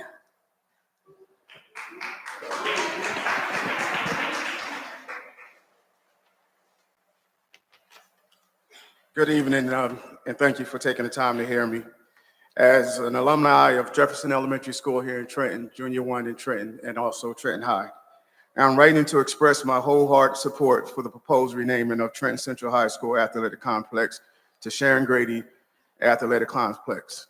As a native of Trenton, born and raised in this vibrant city, and having served honorably as a police officer, I believe that recognizing an individual who had made a significant impact on our community is crucial. Having closely observed Sharon Grady's unwavering dedication to her students, both past and present, I am confident that she exemplifies the values and spirits of deserving this honor. Sharon's cape is her heart, and she genuinely cares about the well-being and making of the true beacon of hope for so many in the community. And if I can just share a personal story with you, I entered the military while in Trenton High as a senior. In 2003, my youngest twins were born, and at the same time, I received orders to deploy to Iraq. Not knowing what my future was going to look like, I asked my uncle to become the godfather of my children, and we had that ceremony at Grace Cathedral Church. While in Iraq, received the news that my uncle was killed in a freak accident working here in the city. Many thought that it was me that was killed in combat. My little cousin was a student athlete. It was comforting to know that Ms. Grady deployed all the student athletes and many students, and they showed up in busloads, not only to support me, but to support my family. I came home for leave, and I had to return back to Iraq. And I found solace in knowing that I once now had another family there, which was Ms. Grady. My little cousin Janica went on to graduate from Trenton High, and when she graduated from college, Ms. Grady was there. She went on to law school, and when she graduated from law school, Ms. Grady was there. When my daughter, I call her my daughter, she's my little cousin. When my little cousin passed the bar and she was sworn in, Ms. Grady was there via Zoom. She has been there since then. Not too long ago, I lost another uncle, and my little cousin had to return home. And she looked across the street at the school, and she was like, wow, look at Trenton High. Look at my alma mater. And she wanted to get in there. You know who she called? She called Miss Grady. And that goes beyond education. So we can show our students that we're here on display tonight that there is hope, and one day this can become you. Miss Grady is a shining example, and I would love to see this come to fruition. Thank you.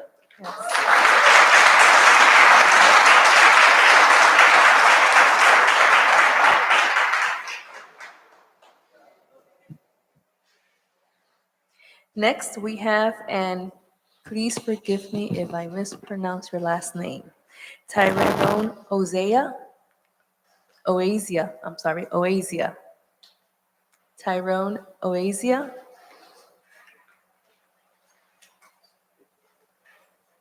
Okay. Next, Louise McCants.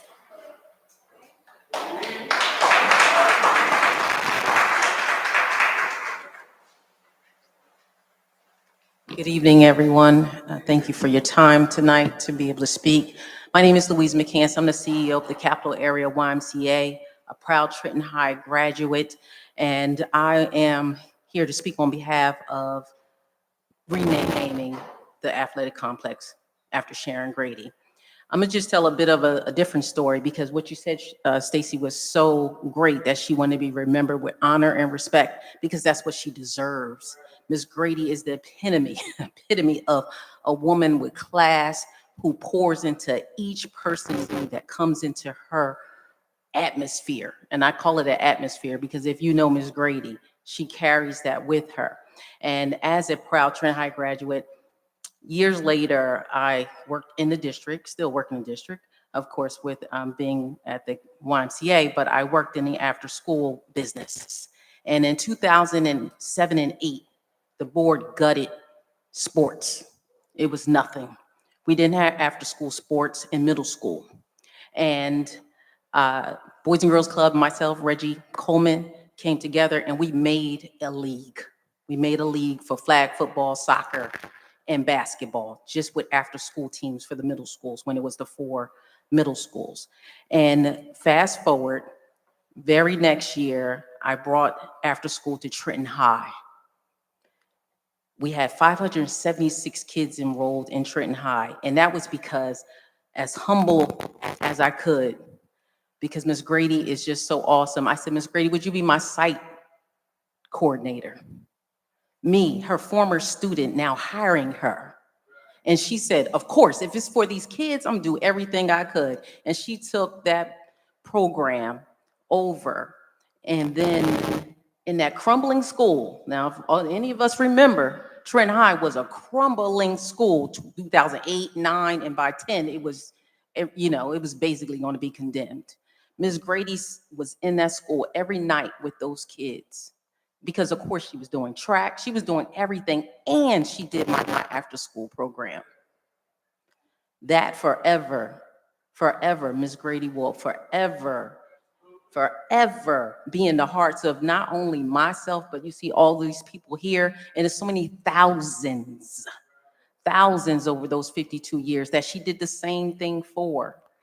And so, as a Trent High graduate, I couldn't tell you who the athletic complex was named after. On the football field, I don't know who that person is either because the history is not taught of who was the person who had their name on the field or in the gym. But Miss Grady, 52 years of service, anybody in the city of Trenton know who she is. Everybody know who she is. If you've come through this district.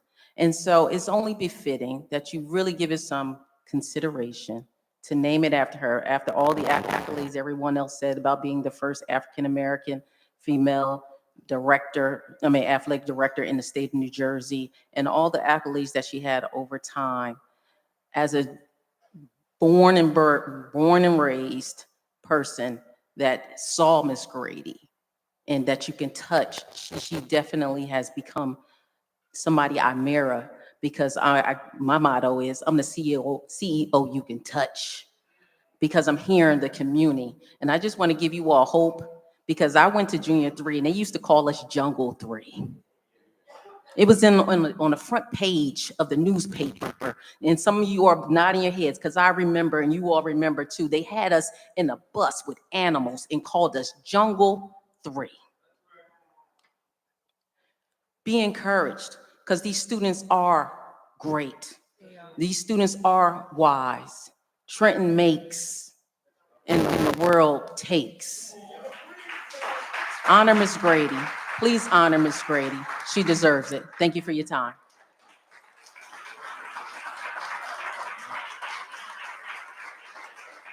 Thank you. Thank you very much.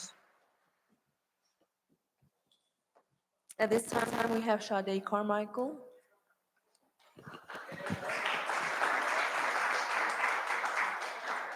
I don't understand.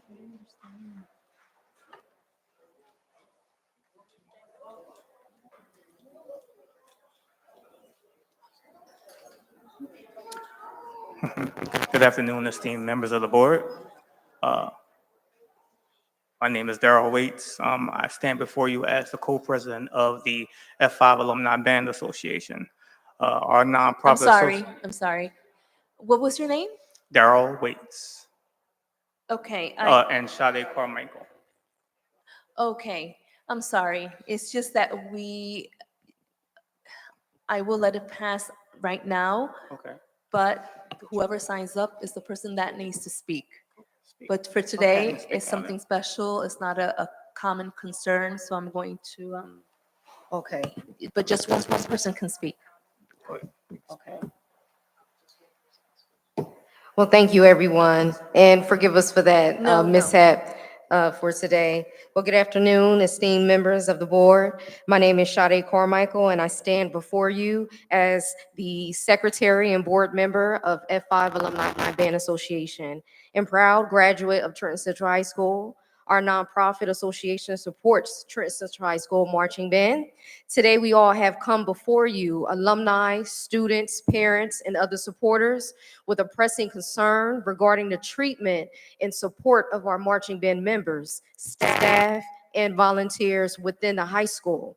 From the lack of adequate practice space to discriminatory practices such as closing bathrooms during band practice, while other extracurricular activities and sports are provided with access, the obstacles our band students encounter are significant and unjust. I am joined by one of the esteemed leaders of the marching band who will share his firsthand experiences, shedding light on the impact these issues have on our students. I would like to introduce Mr. Thomas Hedge Jr.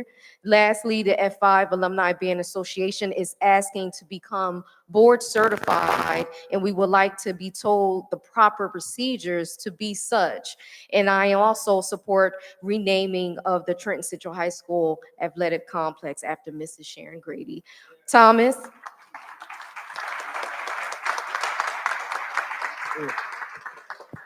Testing, testing. Hello. Good afternoon, everyone. I'm Thomas Hedges Jr., a senior at Trenton Central High School and drum major of the marching band. I've been a part of the band since 2019. I've created bonds with coaches and members of the band that are stronger than some of the bonds with my actual family.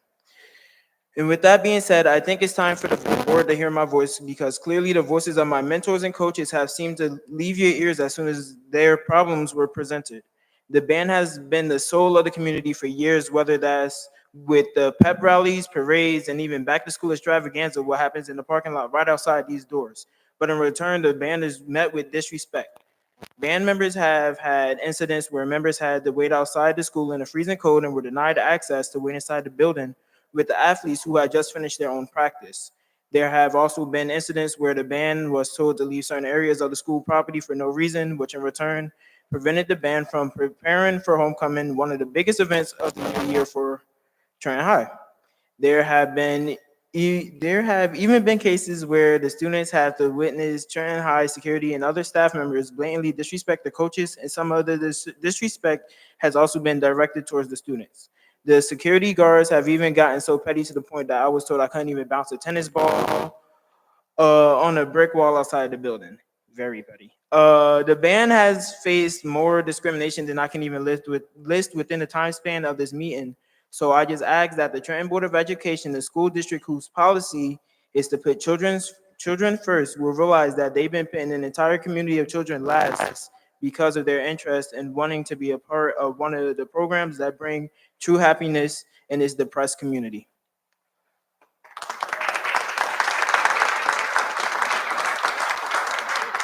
Thank you.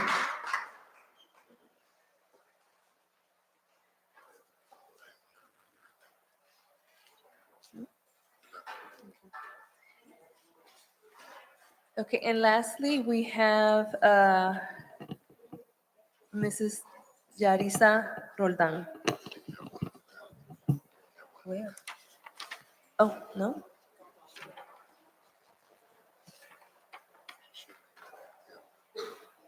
Okay. Hi to everyone. Good evening. I just want to open up with saying that last board meeting, I spoke in Spanish, and the board attorney started laughing. We're laughing all the time. I was my 5 minutes of speaking Spanish.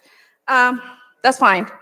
You actually made me think that I wasn't doing things right. So I went to talk to Mr. Stocks, and I had the same by. So I reached out to the Department of Education. So I finally got the right answer to my issue. When my daughter was harassed. I'm sorry, could we please have silence in the auditorium so we can listen to the person commenting now? Thank you. So when my daughter was harassed, threatened, and a week later, she was attacked by two students, which the students were, everything initiated because of a Mexican student. When I reported, nobody told me that I had to fill out the HIP. I did tell Mrs. Betea. So Mrs. Betea were supposed to notify the principal immediately. Then she had 2 days to notify in writing to the principal. The principal was supposed to contact every single parent of the students involved. It didn't happen. So the following day after those, I don't want to read it, I have it right here, but I just don't want to read it. Since she didn't do that on December 7th, my daughter was attacked on December 8th. We did spoke with Mr. Stocks. He said that nothing was going to happen, that it was just gross BS. And you already know this. I've been saying it for so long. It's just that I didn't have in writing the procedures, what Ms. Betea was supposed to do. So there's steps to do this. And I'm at the step that I have to file a complaint, which I'm going to do next week. It's just that things were not doing right. It's not because of the board members. I mean, I've been mad. Honestly, I've been mad. But it's just Ms. Betea who didn't follow the steps to protect my daughter and her friend. So I've been saying, yeah, my daughter was attacked. It's been a long way, a long path. She's fine. The other girl's fine too. But the aggressors have charges. We had court, they had court actually. So nobody win here. They didn't win. They were so stupid to do the things, to harass, to threaten. And sadly, but truly, they had to pay for it. But it's not fair. It's not fair for nobody. So I'm actually asking the superintendent, please advise your staff to follow the directions of the law. The law is there. The New Jersey State has laws to protect the children that are being bullied. And when I called high school, after everything passed, they said, no, it is just a code of conduct. It's not a code of conduct. It's not by behavior. It was harassment. It was threatened. And she was attacked. And we have videos. We have everything. And I'm pretty sure that a lot of children are going through this. And it's not fair for nobody. It doesn't matter your skin color, your race. My daughter, we are from Guatemala. She born here. One of the girls is from Mexico. Well, they born here. Their parents are from Mexico. The other one is Dominican. The other one, I believe, is Guatemalan and Puerto Rican. So my daughter was covered by the 7, ¿cómo se dice? Categorías? By the 7 categories of protected by bullying, which is race. We're from different countries. Even though they're born here, parents are from different countries. She's white. The other girls are white, but they're different. My daughter is taller. So there was bullying. It was bullying. So I'm just... Your time is up. Thank you so much.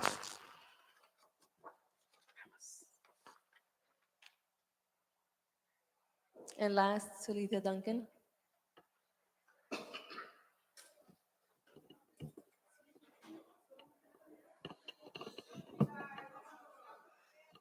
Good evening. Quick question, did you fix the website? Because we tried to sign up on Friday and we were blocked from signing up. We tried to sign up today and there is an issue with the security measure that you have on the website. I had to actually send a text message and a screenshot. So there may have been people here that would like to have spoken tonight, but were unable to sign up electronically because it was messed up Friday as well as today.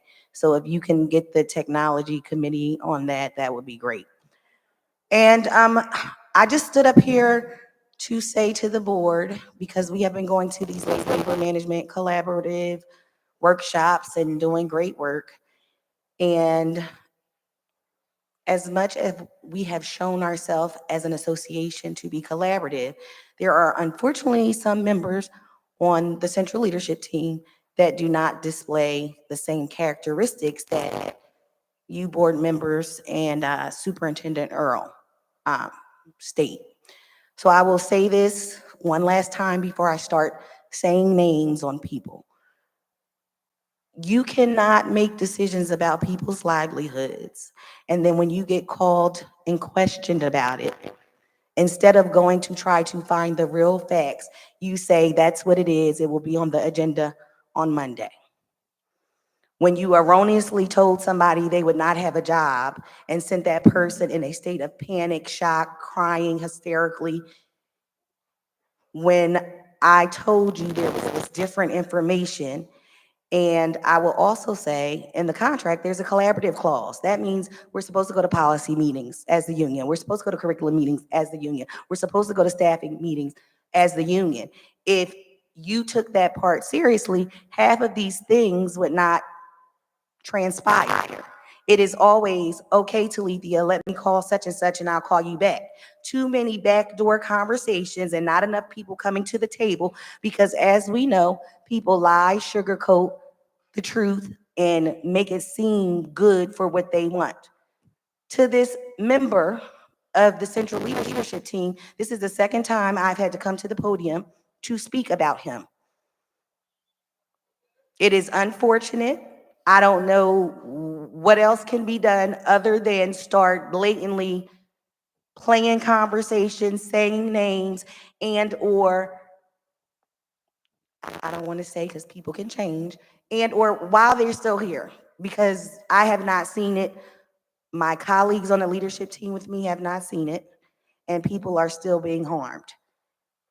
I have spoken to several people who have said, such and such is a nice guy. Give such and such a chance. Oh my gosh. And it's very frustrating. It's very rude. It's dismissive. It's condescending. And it is not in the spirit of collaboration. Word on the street is the union is different. The union is walking, talking, and speaking and moving differently. Well, if we have shown you who we are and you continue to not change or evolve, we still have a coffin in the basement at 415 Chambers Street. We still have umbrellas and Napoleon outfits.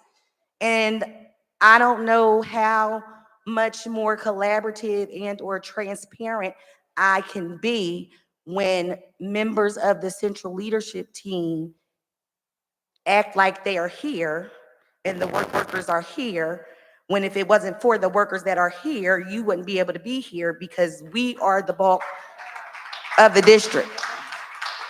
So I am asking once again, if this is not your true purpose to have a collaborative relationship with the union and your people on the leadership team do not want to get on board, please let us know so that we can adjust and act accordingly.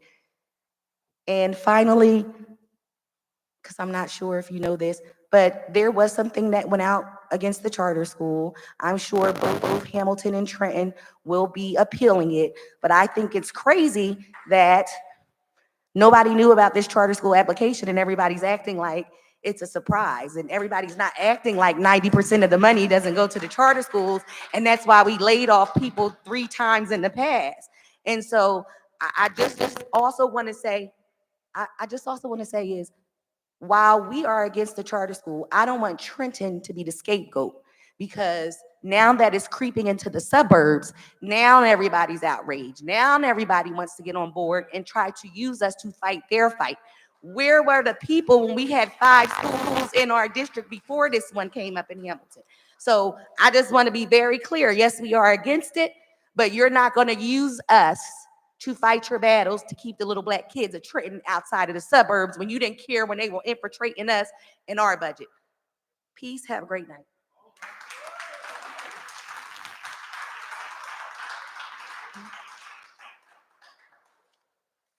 Thank you. Before we motion to vote on the agenda, it- I'm opening the table for the board members to be able to have their comments at this period. Um, I signed it before 12, I can assure you. Okay, one moment, one moment. I'm going to look at what he has, but I do have here that people did sign up this morning to speak, and they spoke. If you signed up,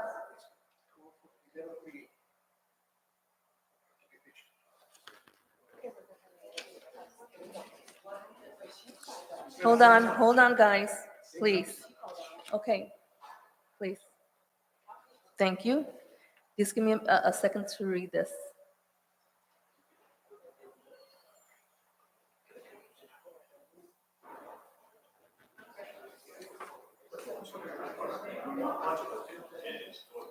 Yeah, hold on. Okay, Trenton, they want to know what's going on in the public schools. Thank you for allowing me to speak a minute. Thank you very much. Thank you. Okay, one person from this group, one person. You can stand up with him, but just one person is going to speak, and for 1 minute.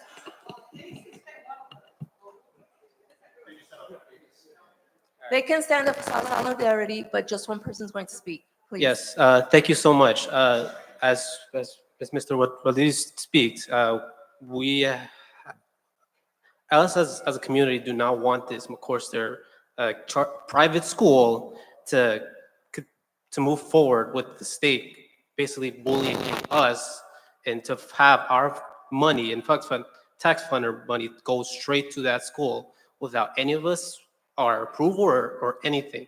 Listen, if you literally Google the most segregated schools in each state, and if you literally Google that, it's our state. We cannot, and it's not by an accident. Listen, we need to continue to provide as much funding to our public schools because it's our future. And most importantly, we need everyone on, not most You of have you, 10 all seconds. of you on the board to please appeal. You guys have the power to do this. So please appeal this decision, and we have your back. We continue to have your back. So thank you so much. Thank you, thank you. And you'll have to forgive us, but we need to maintain a certain degree of organization here. Of the district, right? It was highlighted in the budget earlier, some of the conversations around charter schools and the exploding costs that's going to be there. And I know a lot of families in Trenton, both choose private and charter schools, but we have to be able to say to ourselves that our district, our public school, is a great choice for our children as well. Like in other districts, right, you see like the Windsors, Lawrence, Robbinsville, right, public school is a great choice. And I know that we have the same opportunities here, like week after, not week, month after month. We have a bunch of schools, like Jefferson was here just displaying like drone technology. Get a chance to speak to Parker all the time, like the kids out there. Our kids at our high school, Daylight Twilight, and our Central High are going to Ivies, HBCUs every year, right? We have great options here with our public schools. So, just moving forward, I think it's something that we need to really highlight and focus on the fact that, some of these costs, really can come back into our public schools and use to essentially get our kids to the level that we see in neighboring jurisdictions, right? So yeah, let's just make sure that we take some of that money and make sure it's distributed across the board, public school included.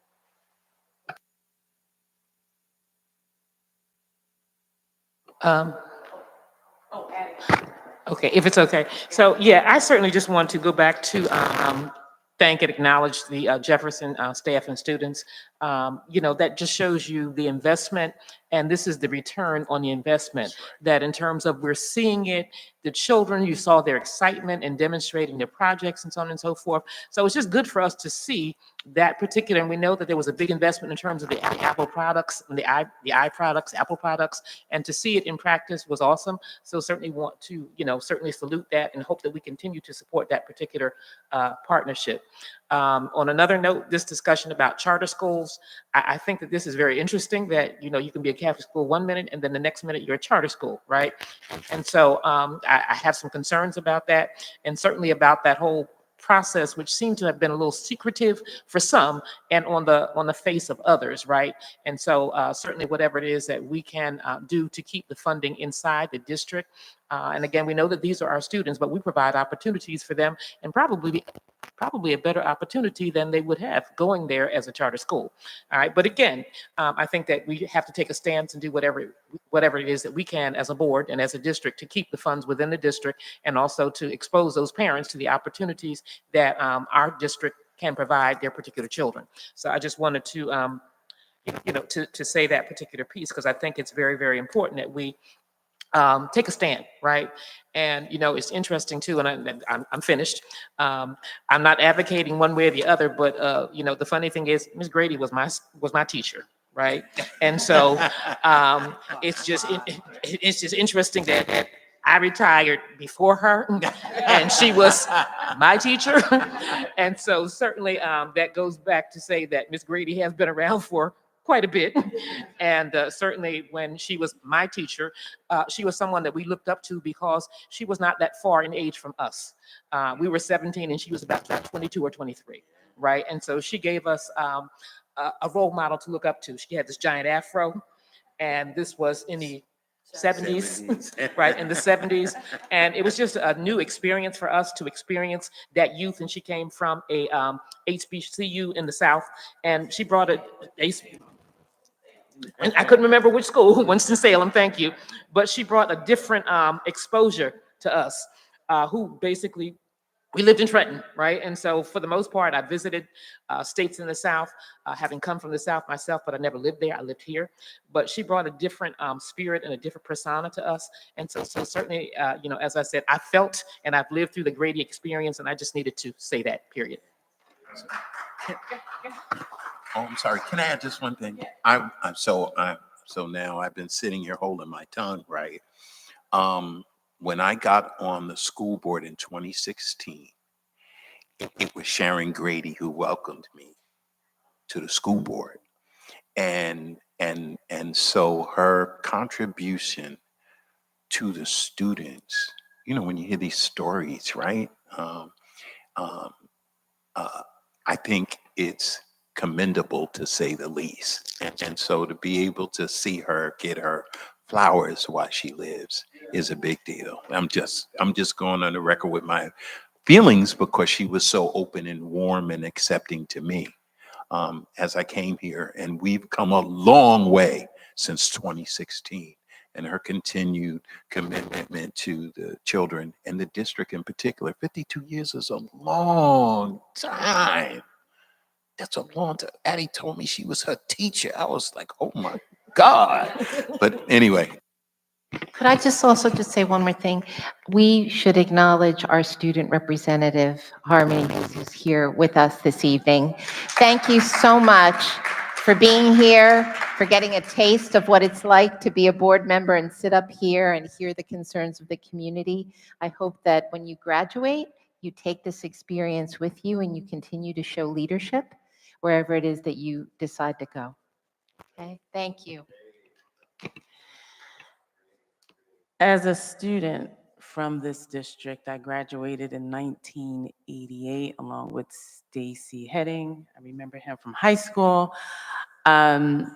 This district continues to amaze me. I am so proud to be a board member here and serving the children and families, and I'm using my language as a social worker, children and families. Jane, your presentation today was phenomenal. I never understood the gravity, what it takes to run this district. I never understood that looking on the outside. So I appreciate the position from which I sit. And I don't want to be political, but I have to just say this, and I know people turn away when I mention this. So I'm not making an excuse for the level of performance within the district, but just know that persons of African descent,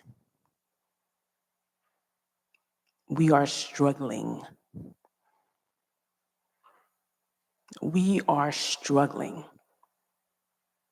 And by God's grace, this district is providing to us an opportunity to excel.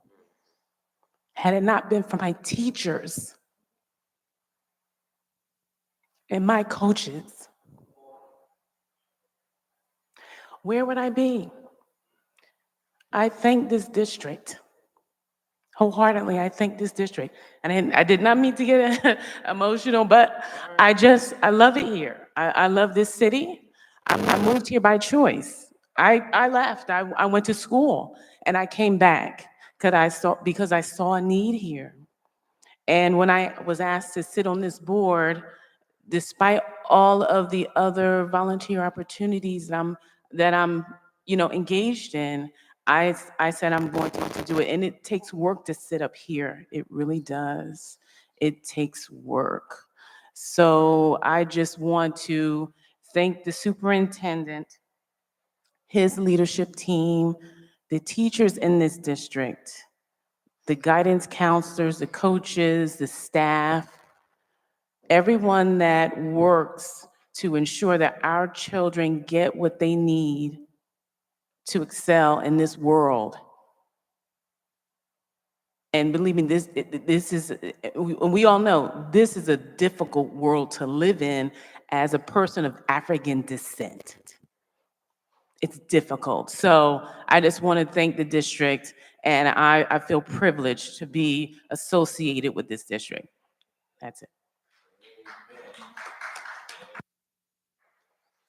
Yes, I would like to add on to that. One of the things that really struck a chord with me through this meeting was the understanding that our history is so important. And so many people, so many young students growing up in the system see names on schools, names on walls, but they don't know who those people are and how much of an impact they made on every single one of us and the thousands of people who still live and belong in the city. And Ms. Grady has been a pillar. And for me, what's been exciting was I actually was there when they revealed the billboard right in front of the Ninth Grade Academy, honoring her and showing not just, that this was someone who committed 52 years to the district, but talking about the accomplishments, talking about the impact, so that every day those students going back and forth to school see that and could see themselves in that. It's so important for us to do a better job as a community, as a city, and as a district to highlight those stories, to highlight the everyday people who make that impact. Because we talk about often about how it takes a village to make an impact, to uplift, to inspire people to be something, especially when it comes to these children. It goes as far as the security guards, to the custodians, to the teachers, to the after-school coordinators. Any single person has an impact and can touch that student in a way that goes beyond just, what we teach in the classroom. So it's so important to highlight that. And I'm super excited with what has already been done with honoring Hedgepeth Williams for the anniversary this year, getting the placard in front of the school, and us moving forward to see how we can do that for Ms. Grady as a district. The other thing, this is, for me, my first budget presentation. So I thank you, Ms. Howard, and the budget department or the business department for really going in depth and providing the full understanding to not just me, but the community. I feel very proud of the budget you presented and how it aligns with our core values, our strategic plan, and making sure that we're putting our money where our values are when it comes to uplifting the whole child, creating opportunities for our young, making sure our buildings and facility is up to date. And I'm super excited to see what we do next year as we continue on this path. One thing also that really struck a chord with me in the presentation tonight was, or our agenda tonight is grants, because I saw how much we lost in ESSER funding for this year. And I was so excited to see that we have a job description for a grant manager, because grants are really important, especially for a lot of the programming and opportunities that we have in the district. And as we continue to incorporate technology and opportunities for young people to see job opportunities, we really need to really hammer down on any grants that are available to us. So I'm super excited to see that position get filled, and I'm super excited to see how that impacts our money as we expand to serve the students in this district. So if I could just add one other thing, in terms of talking about the naming of schools, P.J. Hill Elementary School was named after Patton J. Hill. He was still alive at the time the school was named for him. And so it was his, while he was older, but he made time for that school. He came in and had an opportunity to connect with the kids of that school. And it was so important. Some of that history is lost now, but the fact that he was a person living, walking into the school that was named for him, I believe he was the first Black principal here in the city. And so again, with that opportunity for him to come and visit and be known, this is the person that school is named after. And he came and he was saluted at several programs that they had at the school, and he would make like monthly visits to the school and so on and so forth. So again, it was a different experience. And again, that was before we've kind of changed our rules. But again, that experience, I think, was profound for the students who were there at that particular time. And I think one of our principals was actually one of those students. One of our current principals, Talia Stoddard Wilson, was one of those students when the school opened and P.J. Hill was still alive. So there's a lot of history that does kind of get lost in the translation, but I think somewhere we need to record all that, because again, it makes a difference in terms of your identity and how you think about certain things. I just need to throw that in.